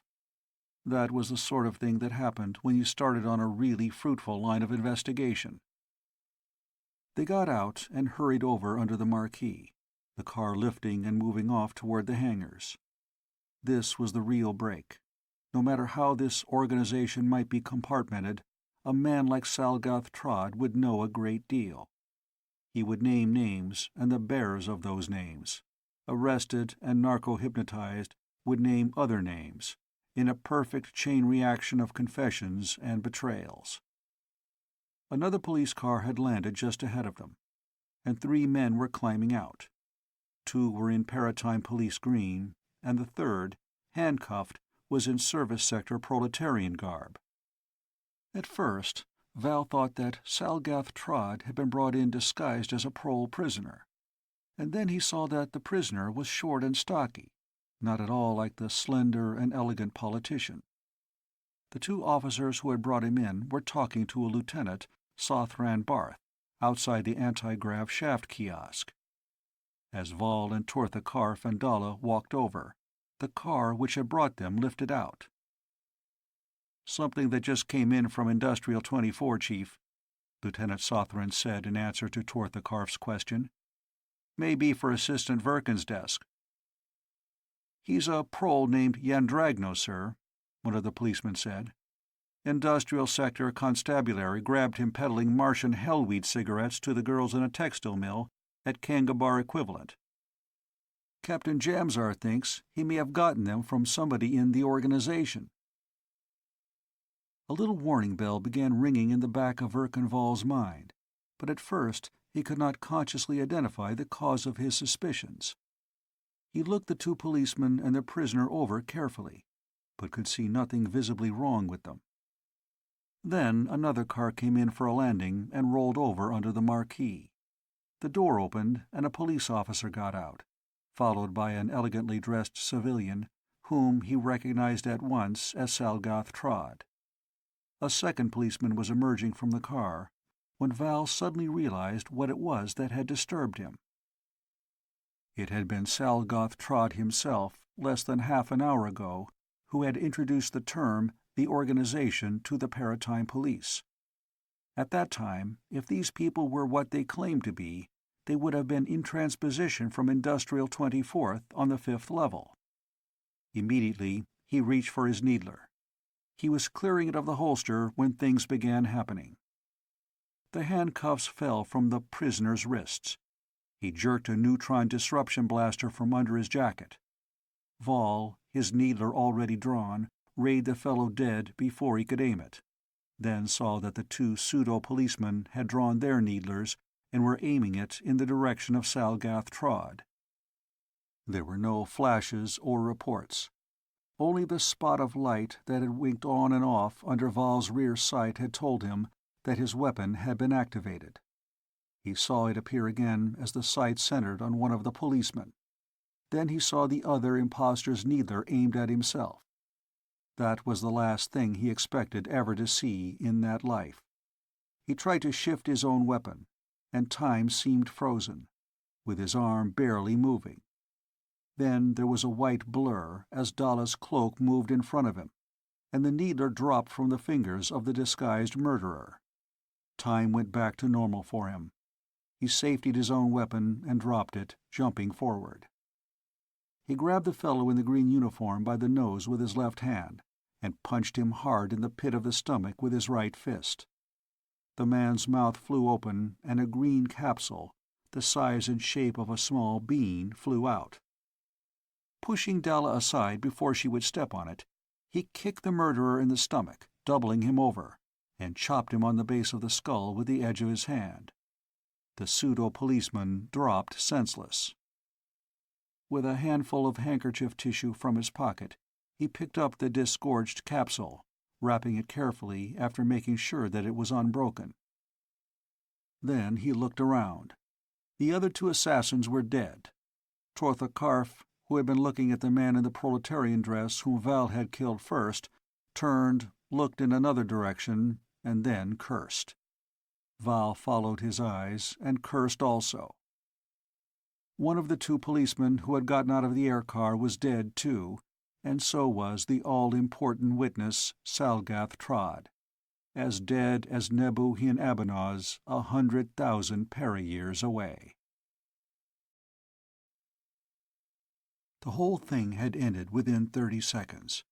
For about half as long, everybody waited, poised in a sort of action vacuum, for something else to happen. Dalla had dropped the shoulder bag with which she had clubbed the prisoner's needler out of his hand, and caught up the fallen weapon. When she saw that the man was down and motionless, she laid it aside and began picking up the glittering or silken trifles that had spilled from the burst bag. Val retrieved his own weapon, glanced over it, and holstered it. Sothran Barth, the lieutenant in charge of the landing stage, was bawling orders, and men were coming out of the ready room and piling into vehicles to pursue the air car which had brought the assassins. "Barth," Val called, "have you a hypodermic and a sleep drug ampule? Well, give this boy a shot. He's only impact-stunned. Be careful of him. He's important." He glanced around the landing stage. "Fact is, he's all we have to show for this business." Then he stooped to help Dalla gather her things, picking up a few of them, a lighter, a tiny crystal perfume flask, miraculously unbroken, a face powder box which had sprung open and spilled half its contents. He handed them to her while Sothran Barth bent over the prisoner and gave him an injection, then went to the body of the other pseudo-policeman, forcing open his mouth. In his cheek, still unbroken, was a second capsule, which he added to the first. Tortha Karf was watching him. "Same gang that killed that Cholera slaver on Esseron sector?" he asked. "Of course, exactly the same general procedure. Let's have a look at the other one." The man in proletarian dress must have had his capsule between his molars when he had been killed. It was broken, and there was a brownish discoloration and chemical odor in his mouth. "Second time we've had a witness killed off under our noses," Tortha Karf said. "We're going to have to smarten up in a hurry." "Here's one of us who doesn't have too much," Val said, nodding toward Dalla. "She knocked a needler out of one man's hand, and we took him alive. The Force owes her a new shoulder bag. She spoiled that one using it for a club. Best shoulder bag we can find you, Dalla, Tortha Karf promised. You're promoted herewith to Special Chief's Assistant Special Assistant. You know, this organization murder section is good. They could kill anybody. It wouldn't be long before they assign a squad to us. Blast it, I don't want to have to go around bodyguarded like a fourth-level dictator, but... A detective came out of the control room and approached. "Screen call for you, sir," he told Tortha Karf. "One of the news services wants a comment on a story they've just picked up that we've illegally arrested Councilman Salgath and are holding him incommunicado and searching his apartment." "That's the organization," Val said. "They don't know how their boy's made out. They're hoping we'll tell them." "No comment," Tortha Karf said. "Call the girl on my switchboard and tell her to answer any other news service calls. We have nothing to say at this time, but there will be a public statement at 23:30, he decided after a glance at his watch. "That'll give us time to agree on a publicity line to adopt. Lieutenant Sothran, take charge up here. Get all these bodies out of sight somewhere, including those of Councilman Salgath and Detective Malthor. Don't let anybody talk about this. Put a blackout on the whole story. Val, you and Dalla and... Oh, you over there. Take the prisoner down to my office. Sothran, any reports from any of the cars that were chasing that fake police car?" Verkenval and Dalla were sitting behind Tortha Karf's desk. Val was issuing orders over the intercom and talking to the detectives who had remained at Salgath Trod's apartment via visiscreen. Dalla was sorting over the things she had spilled when her bag had burst. They both looked up as Tortha Karf came in and joined them. "The prisoner's still under the drug," the chief said. "He'll be out for a couple of hours. The psych techs want to let him come out of it naturally and sleep naturally for a while before they give him a hypno. He's not a ServSec Pro, uncircumcised, never had any synthoenzyme shots or immunizations, and none of the longevity operations or grafts. Same thing for the two stiffs, and no identity records on any of the three. The men at Salgath's apartment say that his housekeeper and his two servants checked out through the house conveyor for ServSec 165 at about 1830, Val said. There's a Prole Entertainment Center on that timeline. I suppose Salgath gave them the evening off before he called you." Tortha Karf nodded. "I suppose you ordered them picked up." "The news services are going wild about this. I had to make a preliminary statement to the effect that Salgath Trod was not arrested, came to headquarters of his own volition, and is under no restraint whatever. Except, of course, a slight case of rigor mortis," Dalla added. "Did you mention that, Chief?" "No, I didn't." Tortha Karf looked as though he had quinine in his mouth. "Val, how in blazes are we going to handle this?" "We ought to keep Salgath's death hushed up as long as we can," Val said. "The organization doesn't know positively what happened here. That's why they're handing out tips to the news services. Let's try to make them believe he's still alive and talking." "How can we do it?" "There ought to be somebody on the force close enough to Salgath Trod's anthropometric specifications that our cosmeticians could work him over into a passable impersonation. Our story is that Salgath is on Palterm, undergoing narco-hypnosis. We will produce an audio-visual of him as soon as he is out of narco-hyp. That will give us time to fix up an impersonator. We'll need a lot of sound recordings of Salgath Trod's voice, of course. I'll take care of the home timeline end of it. As soon as we get you an impersonator, you go to work with him. Now, let's see whom we can depend on to help us with this. Lovranth Roke, of course, home timeline section of the Paratime Code Enforcement Division, and..." Verkenval and Dalla and Tortha Karf and 4 or 5 others looked across the desk and to the end of the room as the telecast screen broke into a shifting light pattern and then cleared. The face of the announcer appeared, a young woman. And now we bring you the statement which Chief Tortha of the Paratime Police has promised for this time. This portion of the program was audio-visually recorded at Paratime Police Headquarters earlier this evening. Tortha Karf's face appeared on the screen. His voice began an announcement of how Executive Counsel Salgath Trod had called him by visiphone, admitting to complicity in the recently discovered paratemporal slave trade. Here is a recording of Councilman Salgath's call to me from his apartment to my office at 1945 this evening. The screen image shattered into light shards and rebuilt itself. Salgath Trod, at his desk in the library of his apartment, the brandy goblet and the needler within reach appeared. He began to speak. From time to time, the voice of Tortha Karf interrupted, questioning or prompting him.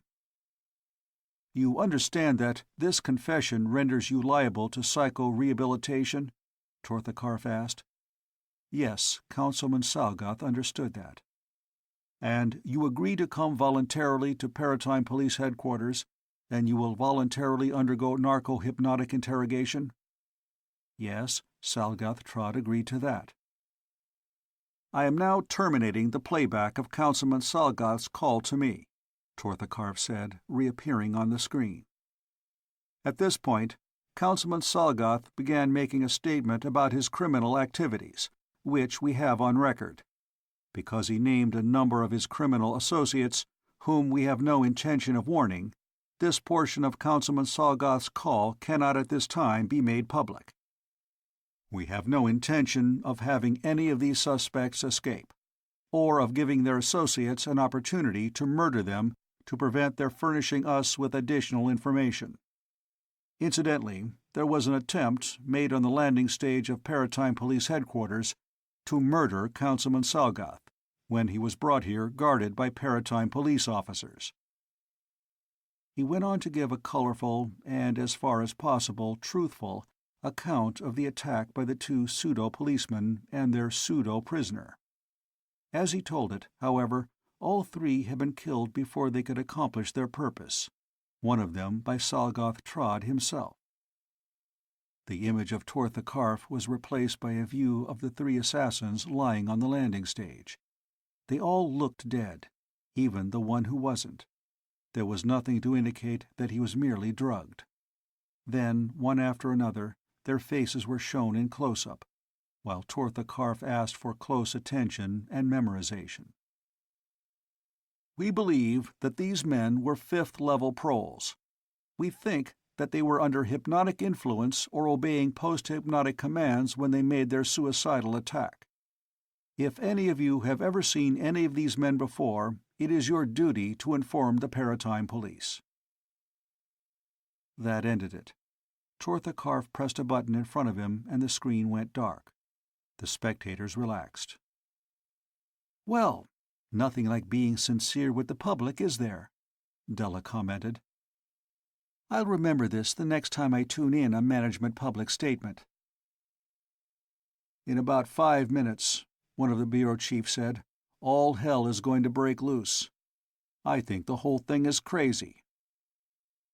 "I hope you have somebody who can give a convincing impersonation," Lovranth Roke said.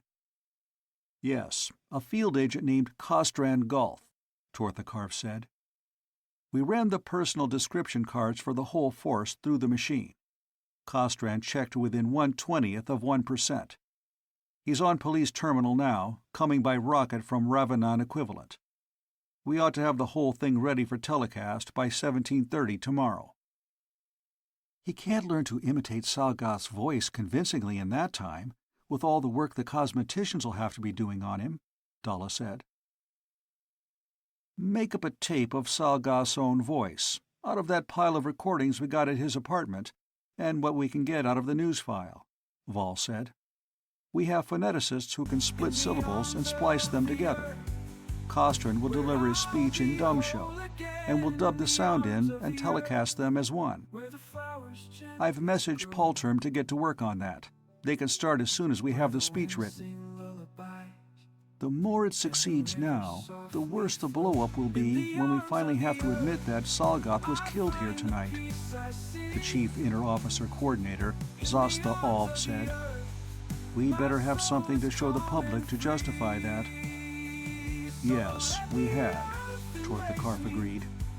Vol, how about the Kolgor sector operation? How far's Ranthar Jard gotten toward locating one of those wizard trader timelines? Not very far, Vol admitted. He has it pinned down to the subsector, but the belt seems to be one we haven't any information at all for. Never been any legitimate penetration by paratimers. He has his own hagiologists, and a couple borrowed from Outtime Religious Institute. They've gotten everything the slaves can give them on that. About the only thing to do is start random observation with boomerang balls. Over about 100,000 timelines, Zosta Alv scoffed.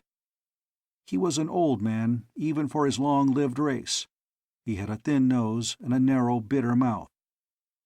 And what will he look for? Krautha with guns, Torthakarf told him, then turned to Vol. Can't he narrow it more than that? What have his experts been getting out of those slaves? That I don't know to date. Val looked at the clock. I'll find out, though. I'll transpose to police terminal and call him up. And Skordran Curve. No, Volthor Tharn. It'd hurt the old fellow's feelings if I bypassed him and went to one of his subordinates. Half an hour each way, and at most another hour talking to Ranthar and Volthor. There won't be anything doing here for 2 hours. He rose. See you when I get back. Dalla had turned on the telescreen again. After tuning out a dance orchestra and a comedy show, she got the image of an angry-faced man in evening clothes. And I'm going to demand a full investigation as soon as Council convenes tomorrow morning, he was shouting. This whole story is a preposterous insult to the integrity of the entire Executive Council, your elected representatives, and it shows the criminal lengths to which this would-be dictator Torthakarf and his jackal Verkan Vol will go. So long, jackal, Dalla called to him as he went out. He spent the half-hour transposition to police terminal sleeping. Paratime transpositions and rocket flights seemed to be his only chance to get any sleep.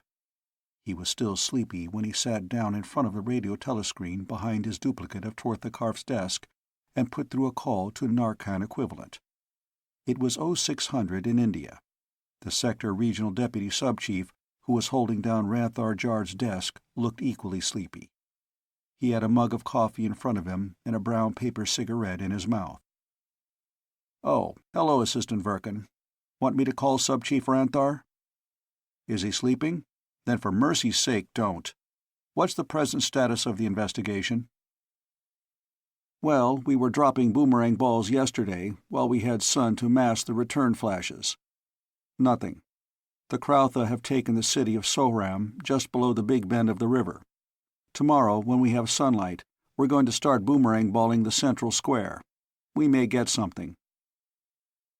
The wizard traders will be moving in near there about now, Vol said. The Krautha ought to have plenty of merchandise for them. Have you gotten anything more done on narrowing down the possible area? The experts have just about pumped these slaves empty, he said. The local religion is a mess.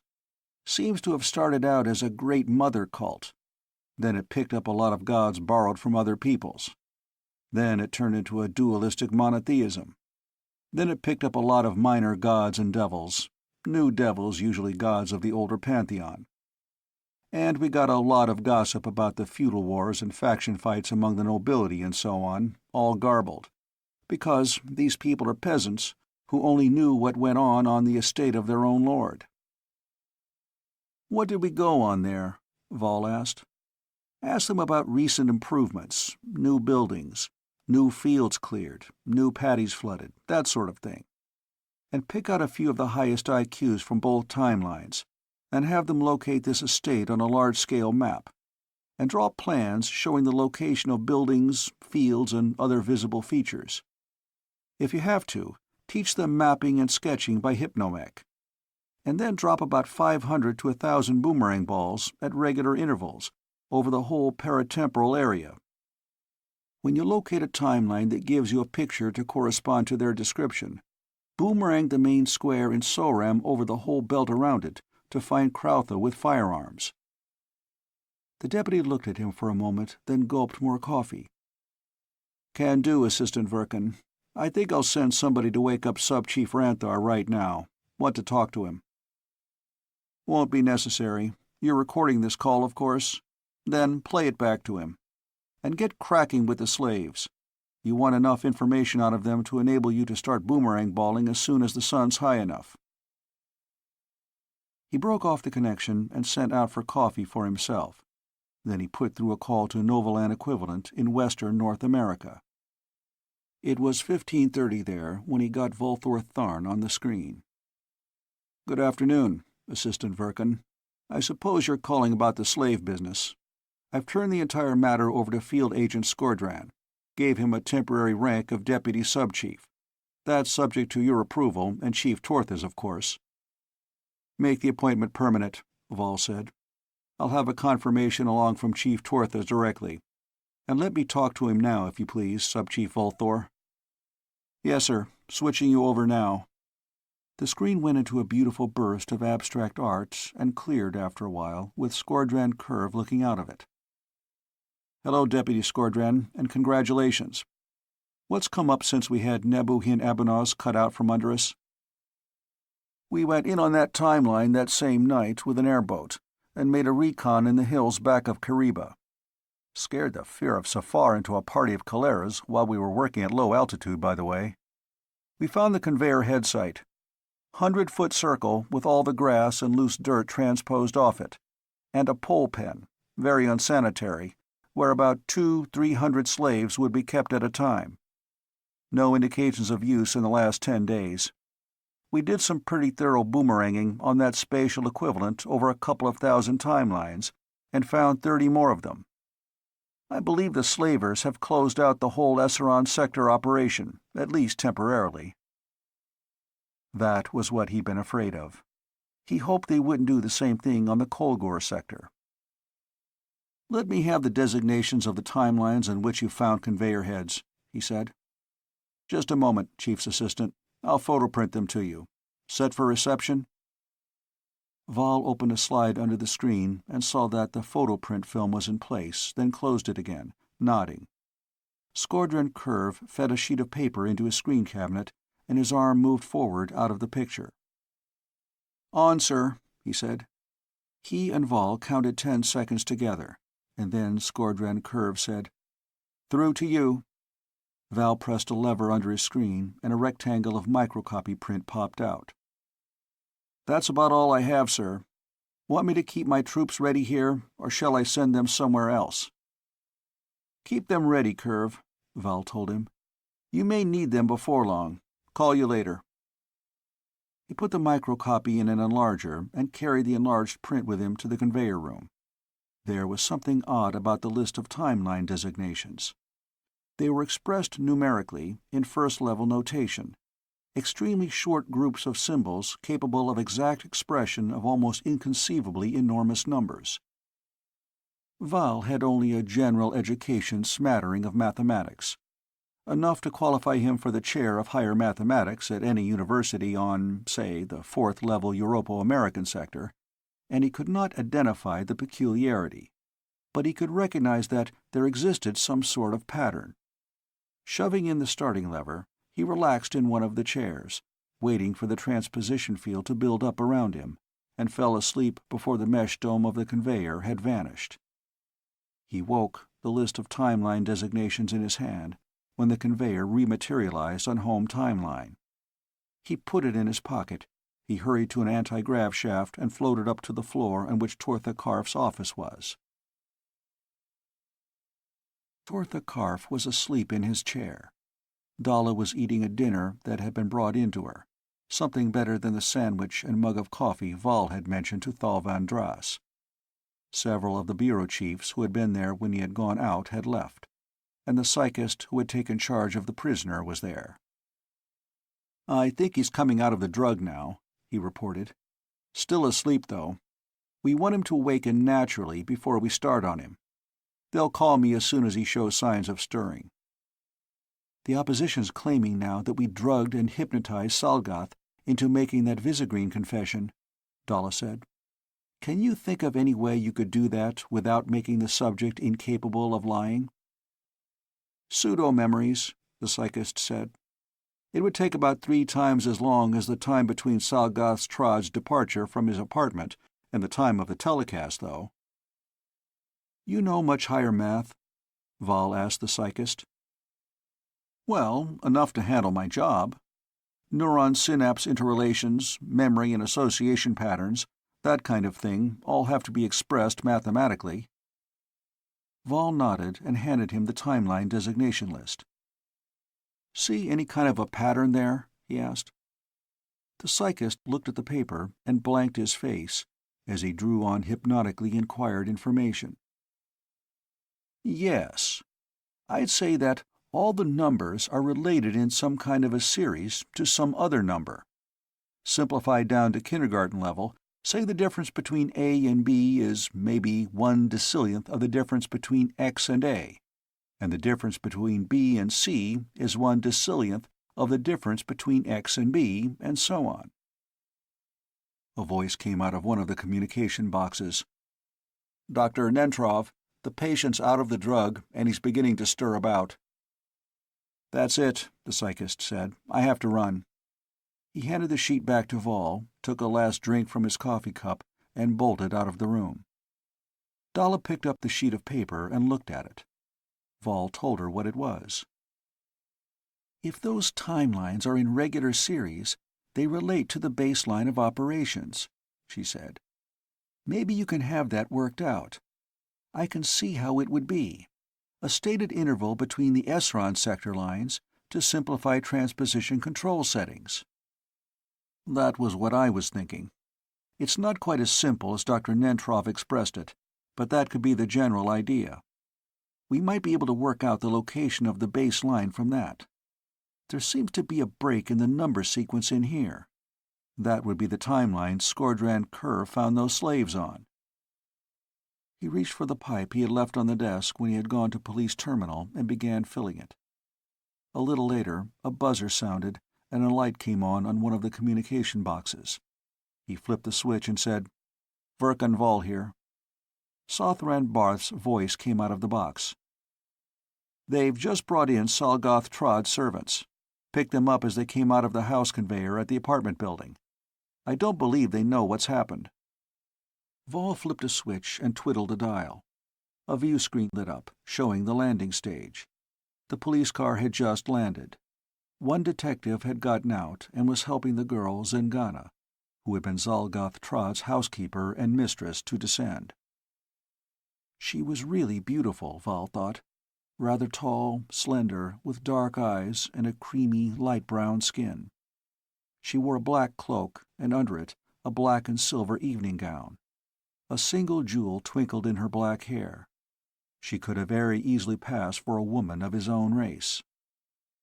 The housemaid and the butler were a couple of entirely different articles. Both were about 4 or 5 generations from fourth-level primitive savagery. The maid, in garishly cheap finery, was big-boned and heavy-bodied, with red-brown hair. She looked like a member of one of the northern European reindeer-herding peoples who had barely managed to progress as far as the bow and arrow. The butler was probably a mixture of half a dozen primitive races. He was wearing one of his late master's evening suits, a bright mellow pink which was distinctly unflattering to his complexion. The sound pickup was too far away to give him what they were saying, but the butler and maid were waving their arms and protesting vehemently. One of the detectives took the woman by the arm. She jerked it loose and aimed a backhand slap at him. He blocked it on his forearm. Immediately, the girl in black turned and said something to her, and she subsided. Val said into the box, "Barth, Have the girl in the black cloak brought down to number 4 interview room. Put the other 2 in separate detention cubicles. We'll talk to them later." He broke the connection and got to his feet. "Come on, Dalla. I want you to help me with the girl." "Just try and stop me," Dalla told him. "Any interviews you have with that little item, I want to sit in on." The proletarian girl, still guarded by a detective, had already been placed in the interview room. The detective nodded to Val, tried to suppress a grin when he saw Dalla behind him, and went out. Val saw his wife and the prisoner seated, and produced his cigarette case, handing it around. "You're Zingana. You're of the household of Councilman Salgoth Trott, aren't you?" he asked. "Housekeeper and hostess," the girl replied. "I am also his mistress." Val nodded, smiling. "Which confirms my long-standing respect for Councilman Salgoth's exquisite taste." "Why, thank you," she said. "But I doubt if I was brought here to receive compliments. Or was I?" "No, I'm afraid not. Have you heard the newscasts of the past few hours concerning Councilman Salgoth?" She straightened in her seat, looking at him seriously. "No. I and Nindrandigro and Kalila spent the evening on ServSec 165. Councilman Salgoth told me that he had some business and wanted them out of the apartment, and wanted me to keep an eye on them. We didn't hear any news at all." She hesitated. "Has anything serious happened?" Val studied her for a moment, then glanced at Dalla.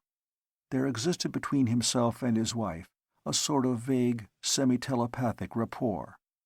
They had never been able to transmit definite and exact thoughts, but they could clearly prehend one another's feelings and emotions. He was conscious now of Dalla's sympathy for the proletarian girl. "Zingana, I'm going to tell you something that is being kept from the public," he said. "By doing so, I will make it necessary for us to detain you, at least for a few days. I hope you will forgive me, but I think you would forgive me less if I didn't tell you." "Something's happened to him," she said, her eyes widening and her body tensing. "Yes, Zingana. At about 2010 this evening," he said, "Councilman Salgoth was murdered." "Oh!" She leaned back in the chair, closing her eyes.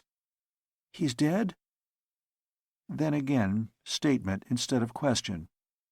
"He's dead." For a long moment she lay back in the chair, as though trying to reorient her mind to the fact of Salgoth Trott's death, while Val and Dalla sat watching her.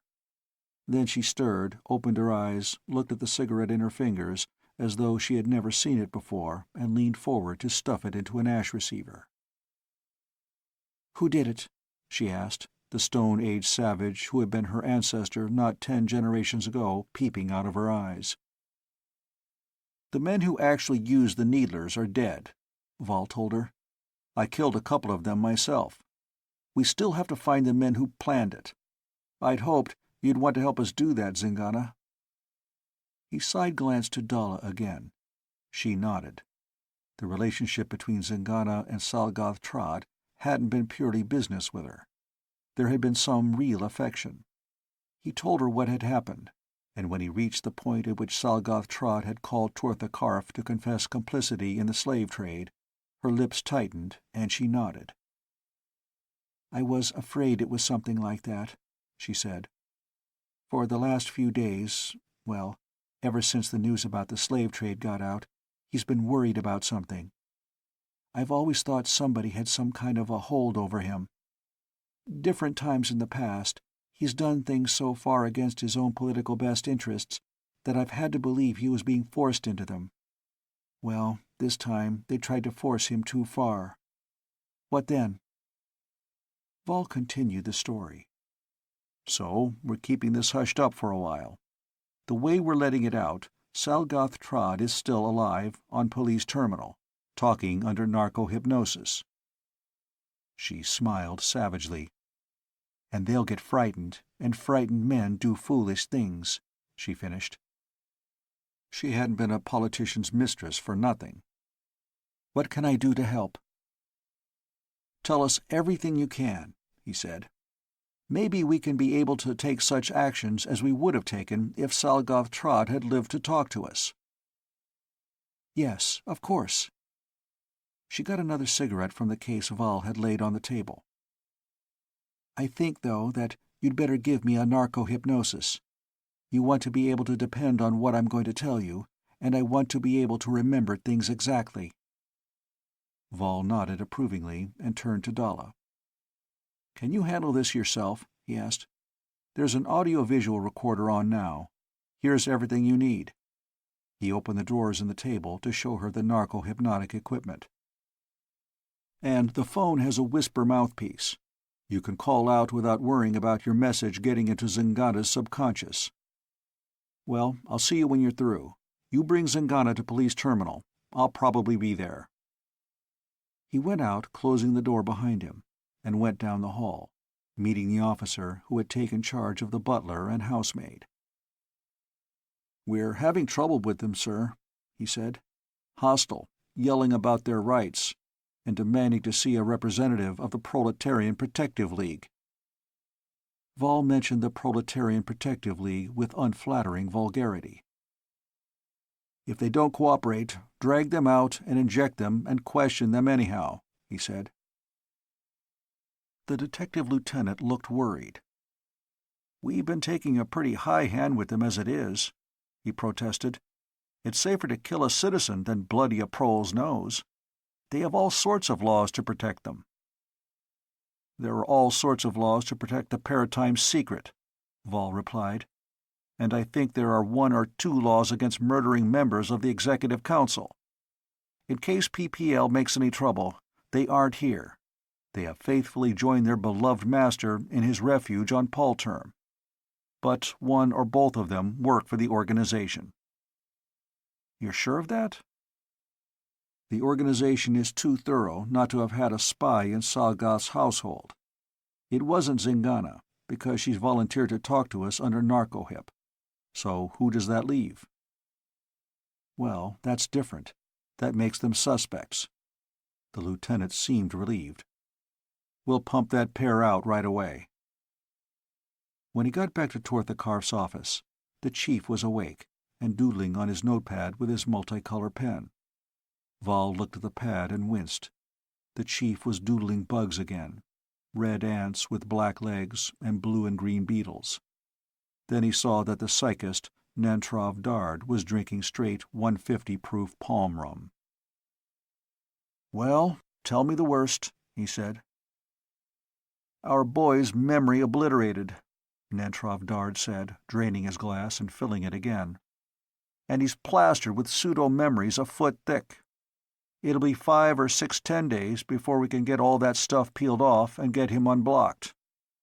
I put him to sleep and had him transposed to Police Terminal. I'm going there myself tomorrow morning, after I've had some sleep, and get to work on him.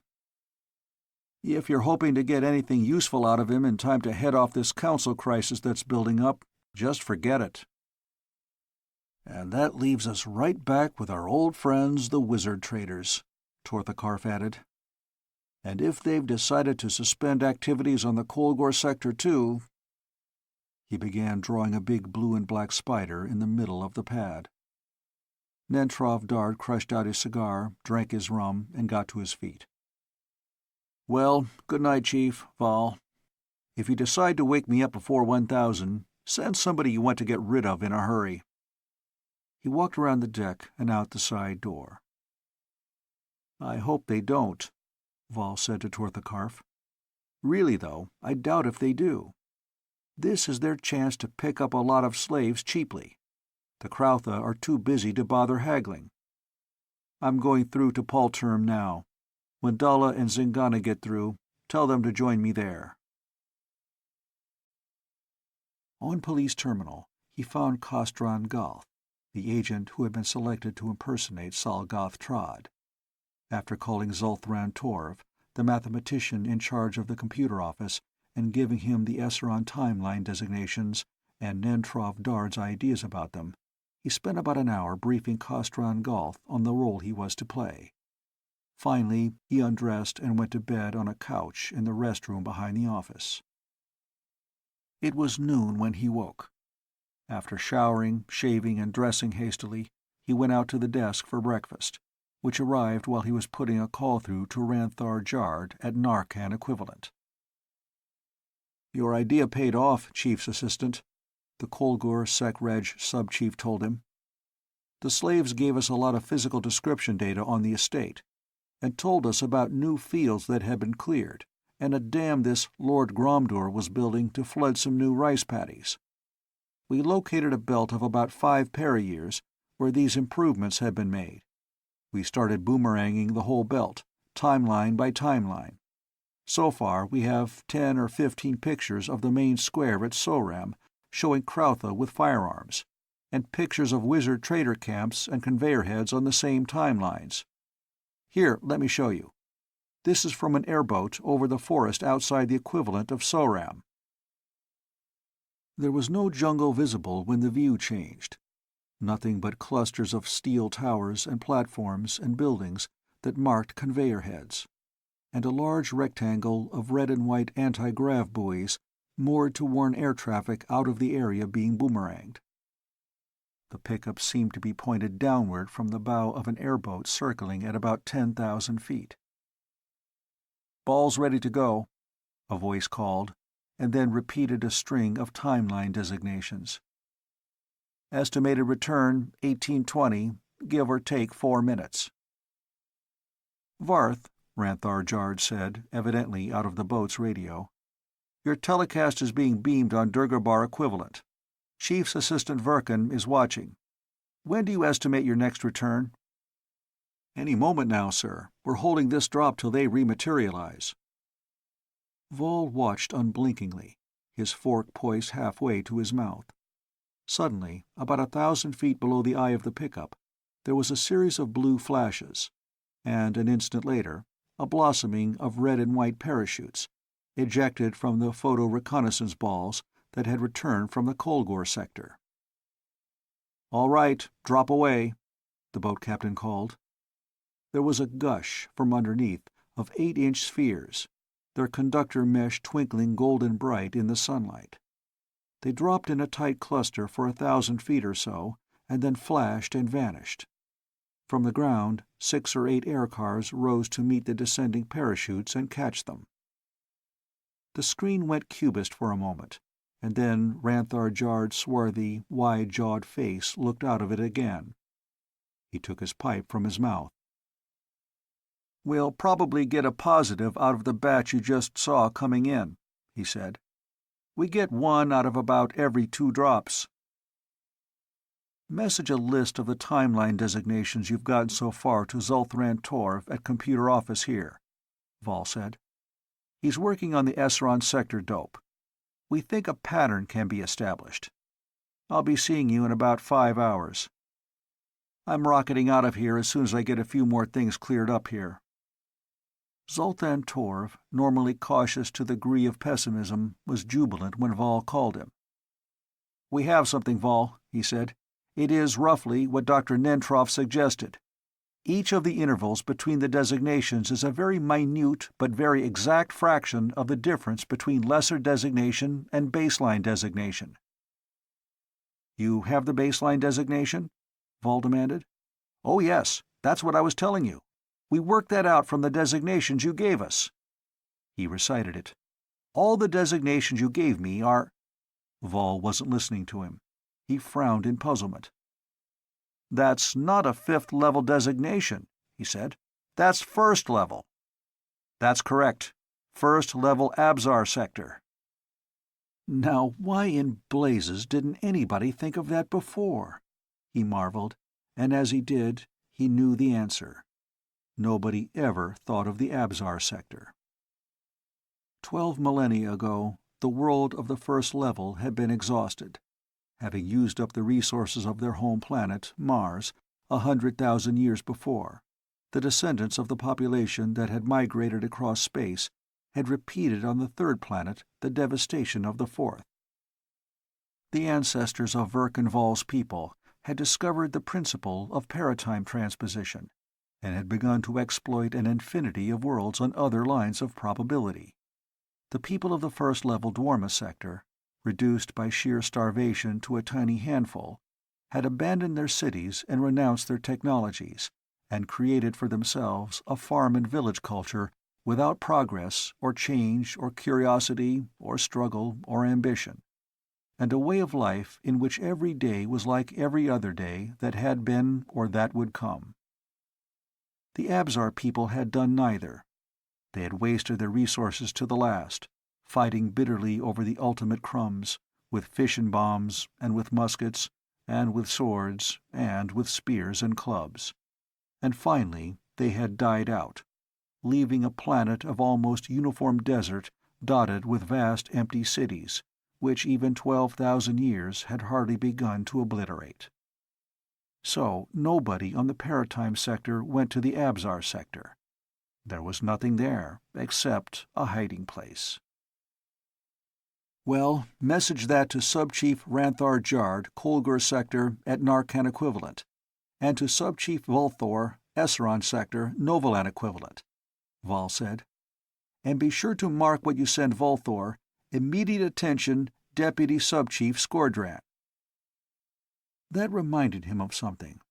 As soon as he was through with Zulthran, he got out an order in the name of Tortha Karf authorizing Skordran Curve's promotion on a permanent basis, and messaged it out. Something was going to have to be done with Volthor Tharn, too. A promotion, of course. Say, Deputy Bureau Chief, Hypno-Mech Tape Library at Durgabar Home Timeline. There, Volthor's passion for procedure and his caution would be assets instead of liabilities. He called Vlastor Arf, the chief's deputy assigned to him as adjutant.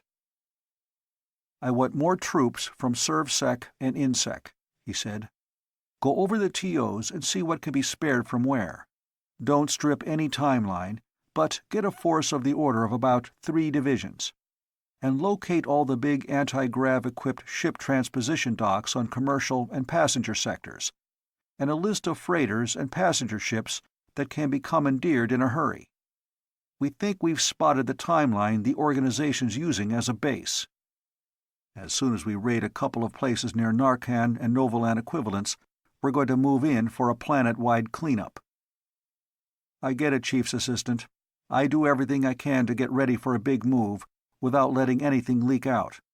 After you strike the first blow, there won't be any security problem, and the lid will be off. In the meantime, I make up a general plan and alert all our own people, right?" "Right. And for your information, the base isn't 5th level. It's 1st level Abzar." He gave the designation. Vlastor Arf chuckled. "Well, think of that. I'd even forgotten there was an Abzar sector. Shall I tell the reporters that?" "Fangs of Fassif, no!" Vol fairly howled. Then, curiously, "What reporters? How did they get onto Palterm?" "About 50 or 60 new service people Chief Tortha sent down here this morning, with orders to prevent them from filing any stories from here but to let them cover the raids when they come off. We were instructed to furnish them weapons and audio-visual equipment and Vaco riders and anything else they needed. And—" Vol grinned. "That was one I'd never thought of," he admitted. "The old fox is still the old fox. No, tell them nothing. We'll just take them along and show them. Oh, and where are Dr. Hadron Dalla and that girl of Salgath Trods?" "They're sleeping now. Rest room 18. Dalla and Zingana were asleep on a big mound of silk cushions in one corner, their glossy black heads close together and Zingana's brown arm around Dalla's white shoulder. Their faces were calmly beautiful in repose, and they smiled slightly, as though they were wandering through a happy dream. For a little while Val stood looking at them. Then he began whistling softly. On the 3rd or 4th bar, Dalla woke and sat up, waking Zingana, and blinked at him perplexedly. "What time is it?" she asked. "About 12:45, he told her. "Oh, we just got to sleep," she said. "We're both bushed." You had a hard time. Feel all right after your narco-hip, Zingana?" "It wasn't so bad, and I had a nice sleep. And Dalla, Dr. Hadron, I mean—" "Dalla," Val's wife corrected. "Remember what I told you?" "Dalla, then," Zingana smiled. "Dalla gave me some hypno-treatment, too. I don't feel so badly about Trod anymore." "Well, look, Zingana. We're going to have a man impersonate Councilman Salgoth on a telecast. The cosmeticians are making him over now. Would you find it too painful to meet him and talk to him?" "No, I wouldn't mind. I can criticize the impersonation. Remember, I knew Trod very well. You know, I was his hostess, too. I met many of the people with whom he was associated, and they know me. Would things look more convincing if I appeared on the telecast with your man?" "It certainly would. It would be a great help," he told her enthusiastically. "Maybe you girls ought to get up now. The telecast isn't until 1930, but there's a lot to be done getting ready." Dalla yawned. "What I get trying to be a cop," she said, then caught the other girl's hand and rose, pulling her up. "Come on, Zinna. We have to get to work." Val rose from behind the reading screen in Ranthar Jard's office, stretching his arms over his head. For almost an hour he sat there pushing buttons and twiddling selector and magnification adjustment knobs, looking at the pictures the Kolgor Narcan cops had taken with auto-return balls dropped over the spatial equivalent of SORAM. One set of pictures, taken at 2,000 feet, showed the central square of the city. The effects of the Krauthis sack were plainly visible. So were the captives herded together under guard like cattle. By increasing magnification, he looked at groups of the barbarian conquerors, big men with blonde or reddish-brown hair, in loose shirts and baggy trousers and rough cowhide buskins. Many of them wore bowl-shaped helmets. Some had shirts of ringmail. All of them carried long straight swords with cross hilts. And about half of them had pistols thrust through their belts or muskets slung from their shoulders. The other set of pictures showed the wizard trader camps and conveyor heads. In each case, a wide oval had been burned out in the jungle, probably with heavy-duty heat guns. The camps were surrounded with stout wire mesh fence. In each there were a number of metal prefab huts and an inner fenced slave pen. A trail had been cut from each to a similarly cleared circle farther back in the forest, and in the centers of one or two of these circles he saw the actual conveyor domes. There was a great deal of activity in all of them, and he screwed the magnification adjustment to the limit to scrutinize each human figure in turn. A few of the men, he was sure, were first-level citizens. More were either proles or out-timers. Quite a few of them were of a dark, heavy-featured, black-bearded type. "Some of these fellows look like second-level Kiftons," he said. "Rush an individual picture of each one, maximum magnification consistent with clarity to Durgabar equivalent to be transposed to home timeline. You get all that dope from Zul'Thran, Torv?" "Yes." "Abzar sector," Ranthar Jard said. "I'd never have thought of that. Wonder why they use that series system, though. I'd have tried to spot my operations as completely at random as possible." "Only thing they could have done," Val said. "When we get hold of one of their conveyors, we're going to find the control panels just a mess of arbitrary symbols, and there'll be something like a computer machine built into the control cabinet to select the right timeline whenever a dial's set or a button pushed, and the only way that could be done would be by establishing some kind of a numerical series. And we were trustingly expecting to locate their base from one of their conveyors. Why, if we give all those people in the pictures narco-hips, we won't learn the baseline designation. None of them will know it. They just go where the conveyors take them." "Well, we're all set now," Ranthar Jard said. "I have a plan of attack worked out, subject to your approval. I'm ready to start implementing it now." He glanced at his watch. "The Salgath telecast is over on home timeline, and in a little while a transcript will be on this timeline. Want to watch it here, sir?" The telecast screen in the living room of Tortha Karf's town apartment was still on. In it, a girl with bright red hair danced slowly to soft music against a background of shifting color. The four men who sat in a semicircle facing it sipped their drinks and watched idly. "Ought to be getting some sort of public reaction soon," Tortha Karf said, glancing at his watch. "Well, I'll have to admit it was done convincingly," Zostha Olv, the chief interoffice coordinator, admitted grudgingly. "I'd have believed it if I hadn't known the real facts." "Shooting it against the background of those wide windows was smart," Lovranth Roke said. "Every schoolchild would recognize that view of the rocket port as being on Police Terminal. And including that girl Zingana, that was a real masterpiece." "I've met her a few times," Elbraz Vark, the political liaison assistant, said. "Isn't she lovely?" "Good actress, too," Tortha Karf said. "It's not easy to impersonate yourself."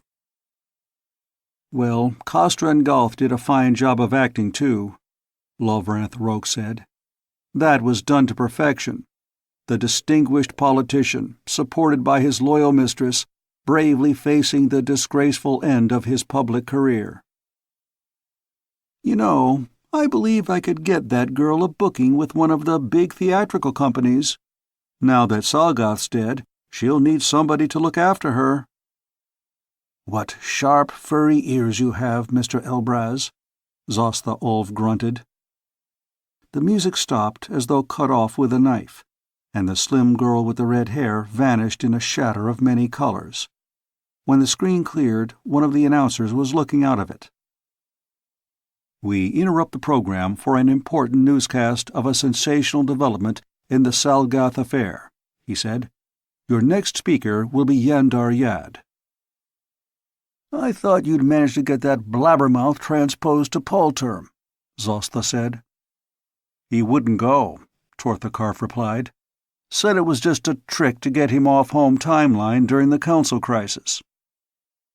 Yandar Yad had appeared on the screen as the pickup swung about. "Recording ostensibly made by Councilman Salgath on Police Terminal timeline and telecast on home timeline an hour ago. Well, I don't know who he was, but I now have positive proof that he definitely was not Salgath Trod." "We're sunk," Zostha Olv grunted. "He'd never make a statement like that unless he could prove it." "Something suspicious about the whole thing from the beginning," the newsman was saying. "So I checked. If you recall, the actor impersonating Salgath gestured rather freely with his hands, in imitation of a well-known mannerism of the real Salgath Trod. At one point, the ball of his right thumb was presented directly to the pickup.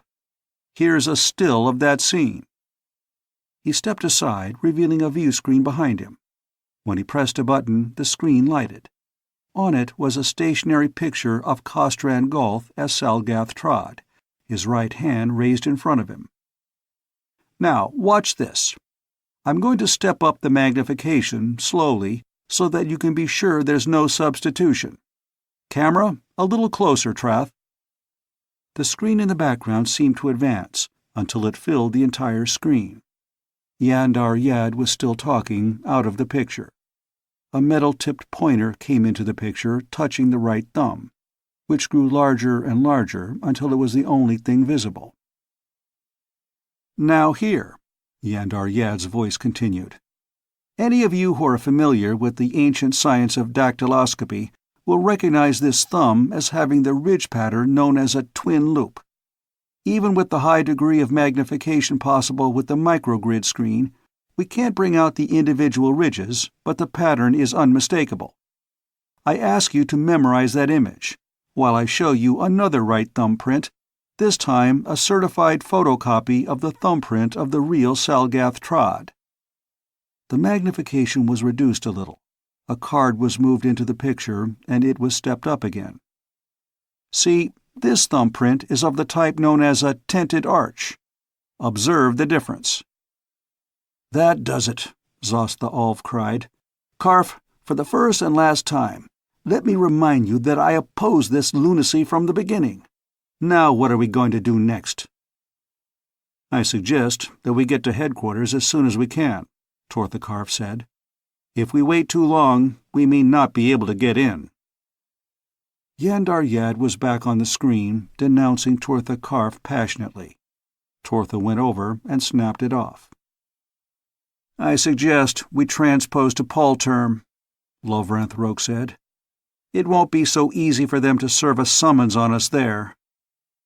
"You can go to Palterm if you want to," Tortha Karf retorted. "I'm going to stay here and fight back. And if they try to serve me with a summons, they'd better send a robot for a process server." "Fight back?" Zost the Alv echoed. "You can't fight the Council and the whole management. They'll tear you into inch bits." "I can hold them off till Val's able to raid those Abzar sector bases," Tortha Karf said. He thought for a moment. "Maybe this is all for the best after all. If it distracts the organization's attention." "I wish we could make a boomerang ball reconnaissance," Ranthar Jard was saying, watching one of the view screens in which a film, taken from an airboat transposed to an adjoining Abzar sector timeline, was being shown. The boat had circled over the Ganges, a mere trickle between wide, deeply cut banks, and was crossing a gullied plain, sparsely grown with thorn brush. "The base ought to be about there, but we have no idea what sort of changes this gang has made." "Well, we couldn't. We didn't dare take the chance of it being spotted. This has to be a complete surprise. It'll be about like the other place, the one the slaves described. There won't be any permanent buildings. This operation only started a few months ago with the Krautha invasion. It may go on for 4 or 5 months till the Krautha have all their surplus captives sold off. That country," he added, gesturing at the screen, "will be flooded out when the rains come. See how it suffered from flood erosion? There won't be a thing there that can't be knocked down and transposed out in a day or so." "I wish you'd let me go along," Ranthar Jard worried. "We can't do that either," Val said. "Somebody's got to be in charge here, and you know your own people better than I do. Besides, this won't be the last operation like this. Next time I'll have to stay on police terminal and command from a desk. I want first-hand experience with the out-time end of the job, and this is the only way I can get it." He watched the 4 police girls who were working at the big terrain board showing the area of the police terminal timeline around them. They had covered the miniature buildings and platforms and towers with a fine mesh, at a scale equivalent of 50 feet. Each intersection marked the location of a 3-foot conveyor ball, loaded with a sleep gas bomb and rigged with an automatic detonator which would explode it and release the gas as soon as it rematerialized on the Abzar sector. Higher, on stiff wires that raised them to what represented 3,000 feet, were the discs that stood for 10 100-foot conveyors. They would carry squads of Paratime police in air cars and 30-foot airboats. There was a ring of big 200-foot conveyors a mile out. They would carry the armor and the airborne infantry, and the little 2-man scooters of the air cavalry, from the service and industrial sectors. Directly over the spatial equivalent of the Kolgur sector wizard traders' conveyors was the single disc of Verkenval's command conveyor, at a represented 5,000 feet, and in a half-mile circle around it were the 5 new service conveyors. "Where's the ship conveyor?" he asked. "Actually, it's on antigrav about 5 miles north of here," one of the girls said. "Representationally about where Sub-Chief Ranthar's standing." Another girl added a few more bits to the network that represented the sleep gas bombs and stepped back, taking off her earphones.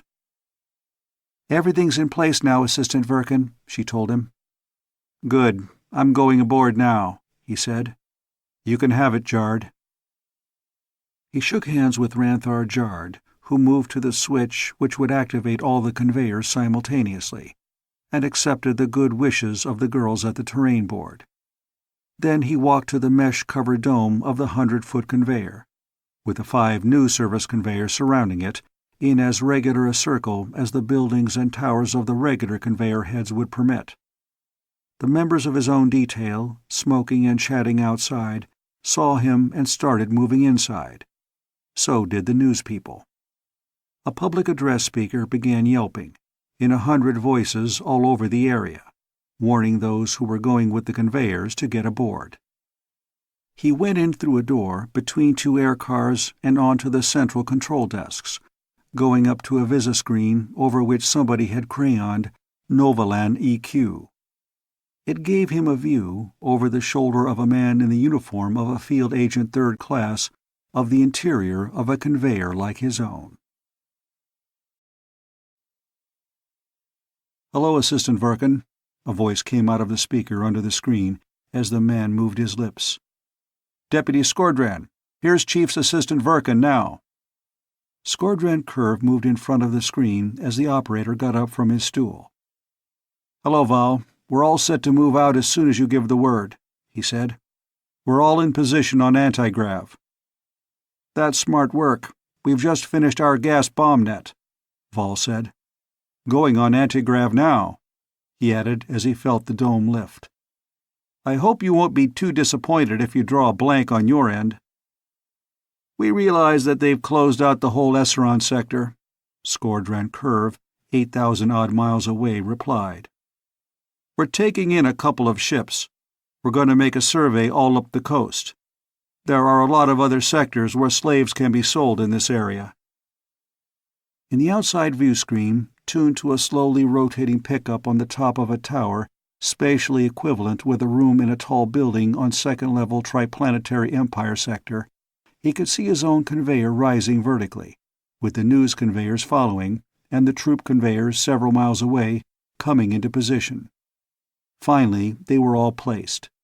He reported the fact to Skordran Curve and then picked up a handphone. "Everybody ready for transposition?" he called. "On my count. 30 seconds, 20 seconds, 15 seconds, 5 seconds, 4 seconds, 3 seconds, 2 seconds, 1 second, out." All the screens went gray. The inside of the dome passed into another space-time continuum, even into another kind of space-time. The transposition would take half an hour.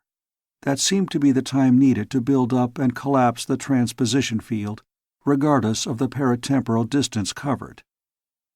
The dome above and around them vanished.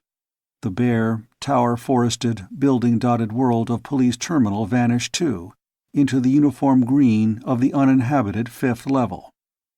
A planet could take pretty good care of itself, he thought, if people would only leave it alone. Then he began to see the fields and villages of 4th level. Cities appeared and vanished, growing higher and vaster as they went across the more civilized 3rd level. One was under air attack. There was almost never a paratemporal transposition which did not run through some scene of battle. He unbuckled his belt and took off his boots and tunic. All around him, the others were doing the same. Sleep gas didn't have to be breathed. It could enter the nervous system by any orifice or lesion, even a pore or a scratch. A spacesuit was the only protection. One of the detectives helped him on with his metal and plastic armor. Before sealing his gauntlets, he reciprocated the assistance, then checked the needler and blaster and the long baton-like ultrasonic paralyzer on his belt, and made sure that the radio and sound phones in his helmet were working. He hoped that the frantic efforts to gather several thousand spacesuits onto Police Terminal from the industrial and commercial and interplanetary sectors hadn't started rumors which had gotten to the ears of some of the organization's ubiquitous agents. The country below was already turning to the parched browns and yellows of the Abzar sector. There was not another of the conveyors in sight, but electronic and mechanical lag in the individual controls, and even the distance difference between them and the central radio control, would have prevented them from going into transposition at the same fractional microsecond. The recon details began piling into their cars. Then the red light overhead winked to green, and the dome flickered and solidified into cold, inert metal. The screens lighted up again, and Vol could see Skordran curve across Asia and the Pacific, getting into his helmet. A dot of light in the center of the underview screen widened as the mesh under the conveyor irised up around the pickup. Below, the organization base, big rectangles of fenced slave pens with metal barracks inside, the huge circle of the Kolgor sector conveyor head building, and a smaller structure that must house conveyors to other Abzar sector timelines, the workshops and living quarters and hangars and warehouses and docks, was wreathed in white-green mist.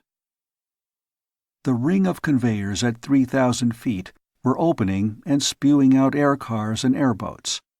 Farther away, the greater ring of heavy conveyors were unloading armored and shielded combat craft. An air car, which must have been above the reach of the gas, was streaking away toward the west, with 3 police cars after it. As he watched, the air around it fairly sizzled blue with the rays of neutron disruption blasters, and then it blew apart. The 3 police cars turned and came back more slowly. The 3,000-ton passenger ship, which had been hastily fitted with armament, was circling about. The great dock conveyor which had brought it was gone, transposed back to police terminal to pick up another ship. He recorded a message announcing the arrival of the task force, pulled out a tape and sealed it in a capsule, and put the capsule in a mesh message ball, attaching it to a couple of wires and flipping a switch. The ball flashed and vanished, leaving the wires cleanly sheared off.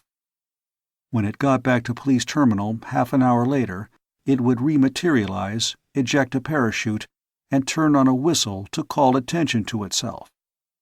Then he sealed on his helmet, climbed into an air car, and turned on his helmet radio to speak to the driver. The car lifted a few inches, floated out an open port, and dived downward. He landed at the big conveyor head building. There were spaces for 50 conveyors around it, and all but 8 of them were in place. One must have arrived since the gas bombs burst. It was crammed with senseless Karanda slaves. A couple of Paratime police officers were towing a tank of sleep gas around on an anti-grav lifter, maintaining the proper concentration in case any more came in. At the smaller conveyor building, there were no conveyors, only a number of red-lined 50-foot circles around a central 200-foot circle. The organization personnel there had been dragged outside, and a group of paracops were sealing it up, installing a robot watchman, and preparing to flood it with gas. At the slave pens, a string of 200-foot conveyors, having unloaded soldiers and fighting gear, were coming in to take on unconscious slaves for transposition to police terminal. Air cars and airboats were bringing in gassed slavers. They were being shackled and dumped into the slave barracks.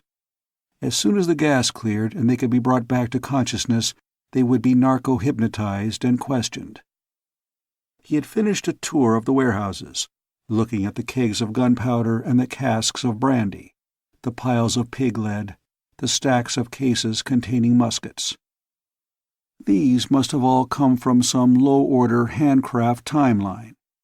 Then there were swords and hatchets and knives that had been made on industrial sector. The organization must be getting them through some legitimate trading company. And mirrors and perfumes and synthetic fiber textiles and cheap jewelry of similar provenance. It looked as though this stuff had been brought in by ship from somewhere else on this timeline. The warehouses were too far from the conveyors and right beside the ship dock. There was a tremendous explosion somewhere. Vol and the men with him ran outside, looking about, the sound phones of their helmets giving them no idea of the source of the sound. One of the policemen pointed, and Val's eyes followed his arm. The ship that had been transposed in the big conveyor was falling, blown in half. As he looked, Both sections hit the ground several miles away. A strange ship, a freighter, was coming in fast, and as he watched, a blue spark winked from her bow as a heavy-duty blaster was activated.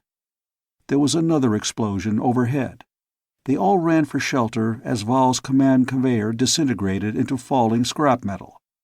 At once, all the other conveyors which were now on antigrav began flashing and vanishing. That was the only thing to do, he knew, but it was leaving him and his men isolated and under attack.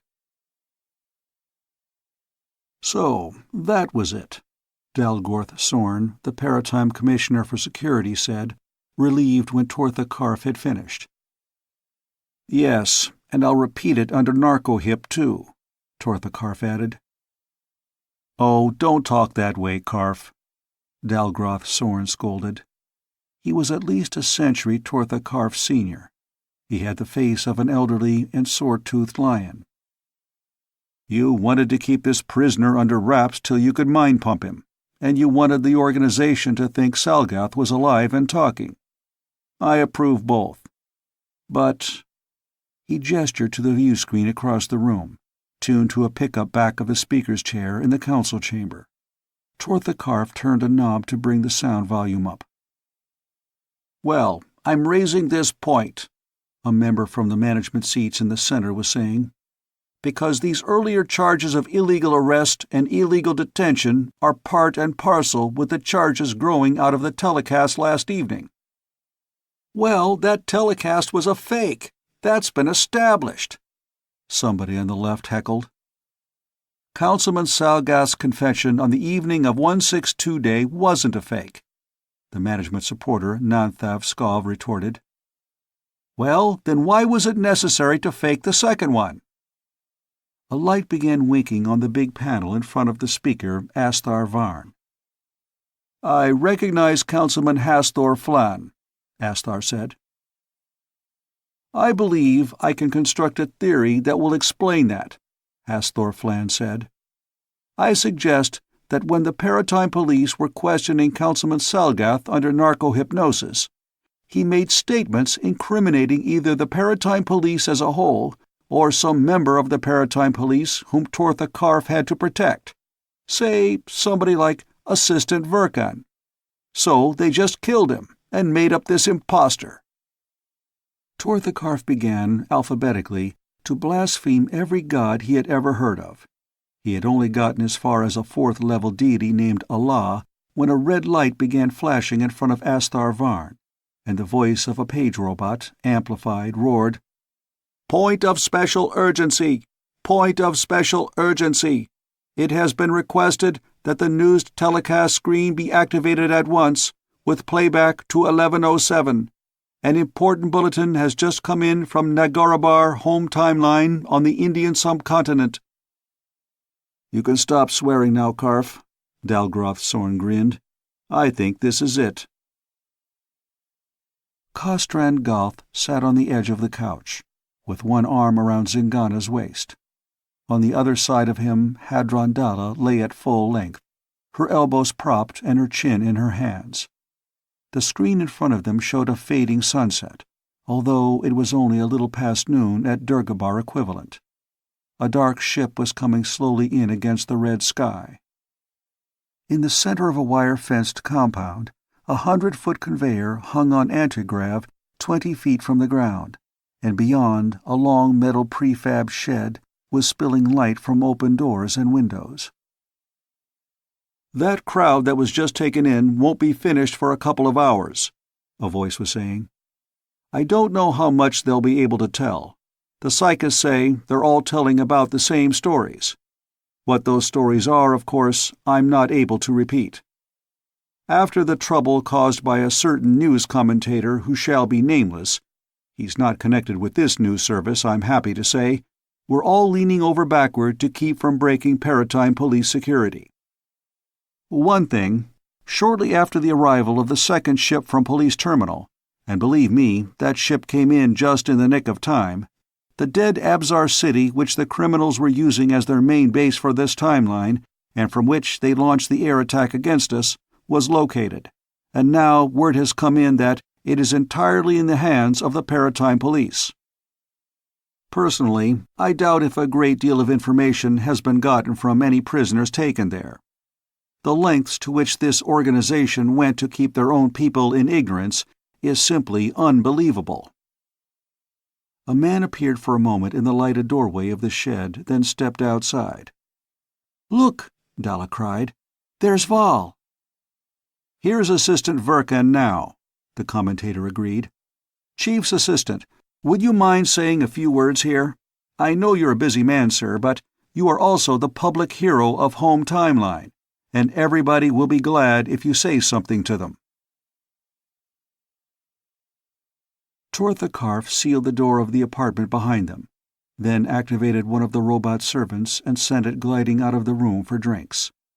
Verkan Vall took off his belt and holster and laid them aside, then dropped into a deep chair with a sigh of relief.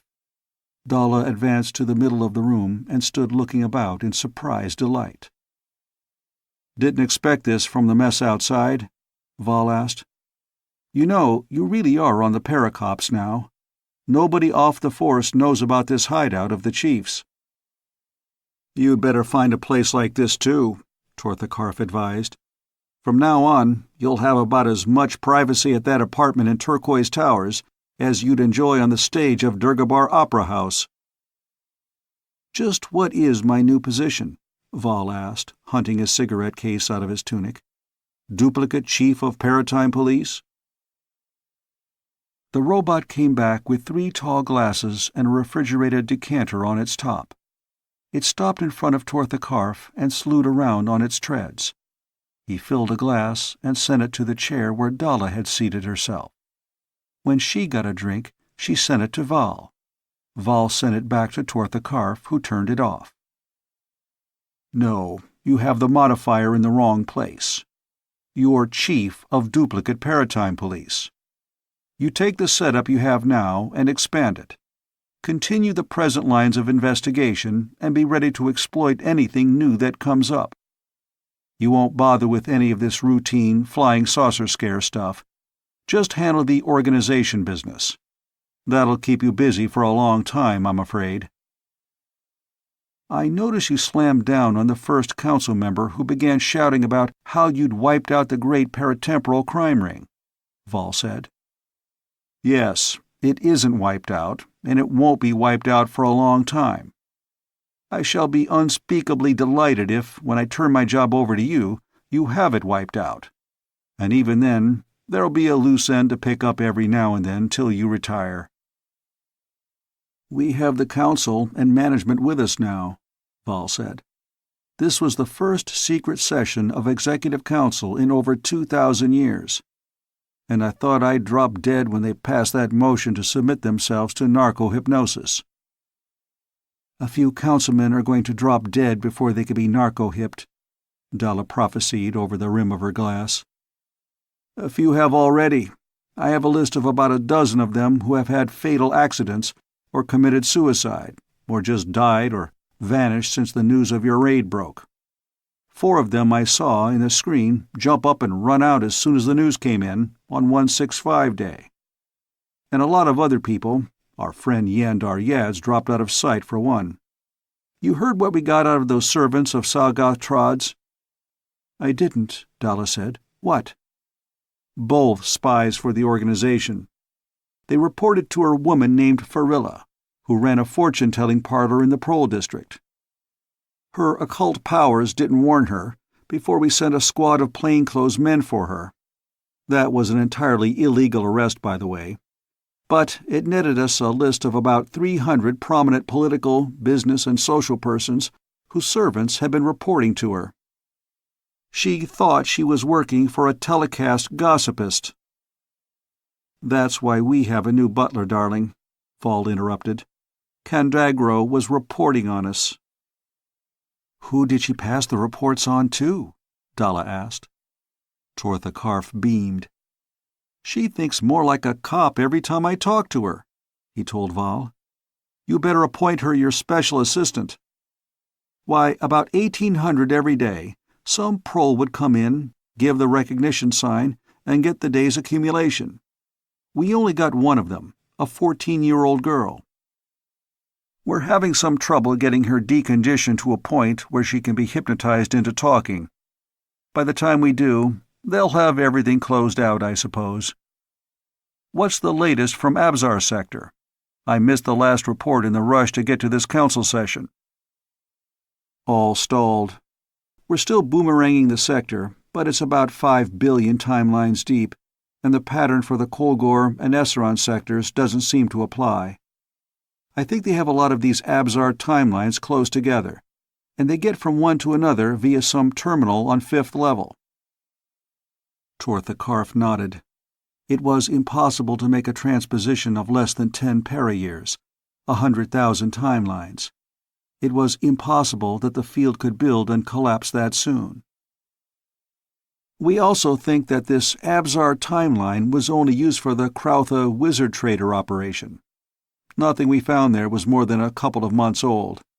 Nothing since the last rainy season in India, for instance. Everything was cleaned out on Skordran Curve's end. Tell him to try the Mississippi, Missouri, and Ohio valleys, Tortha Karf said. A lot of those slaves are sure to have been sold to second-level Kifton sector. Well, it looks as though our vacation's out the window for a long time, Dalla said resignedly. Why don't you and Val go to my farm on 5th-level Sicily? Tortha Karf suggested. I own the whole island, and on that timeline you can always be reached in a hurry if anything comes up. We could have as much fun there as on the Dwarma sector, Dalla said. Chief, could we take a couple of friends along? Well, who? Zingana and Kostran Golth, she replied. They've gotten interested in one another. They're talking about a tentative marriage. It'll have to be mighty tentative, Val said. Kostran Golth can't marry a prole. She won't be a prole very long. I'm going to adopt her as my sister. Tortha Karf looked at her sharply. You sure you know what you're doing, Dalla? He asked. Of course I'm sure. I know that girl better than she knows herself. I narco-hipped her, remember? Zinna's the kind of a sister I've always wished I'd had. Well, that's all right then. But about this marriage. She was in love with Salgoth Trod, Tortha Karf said. Now she's identifying Agent Kostran with him.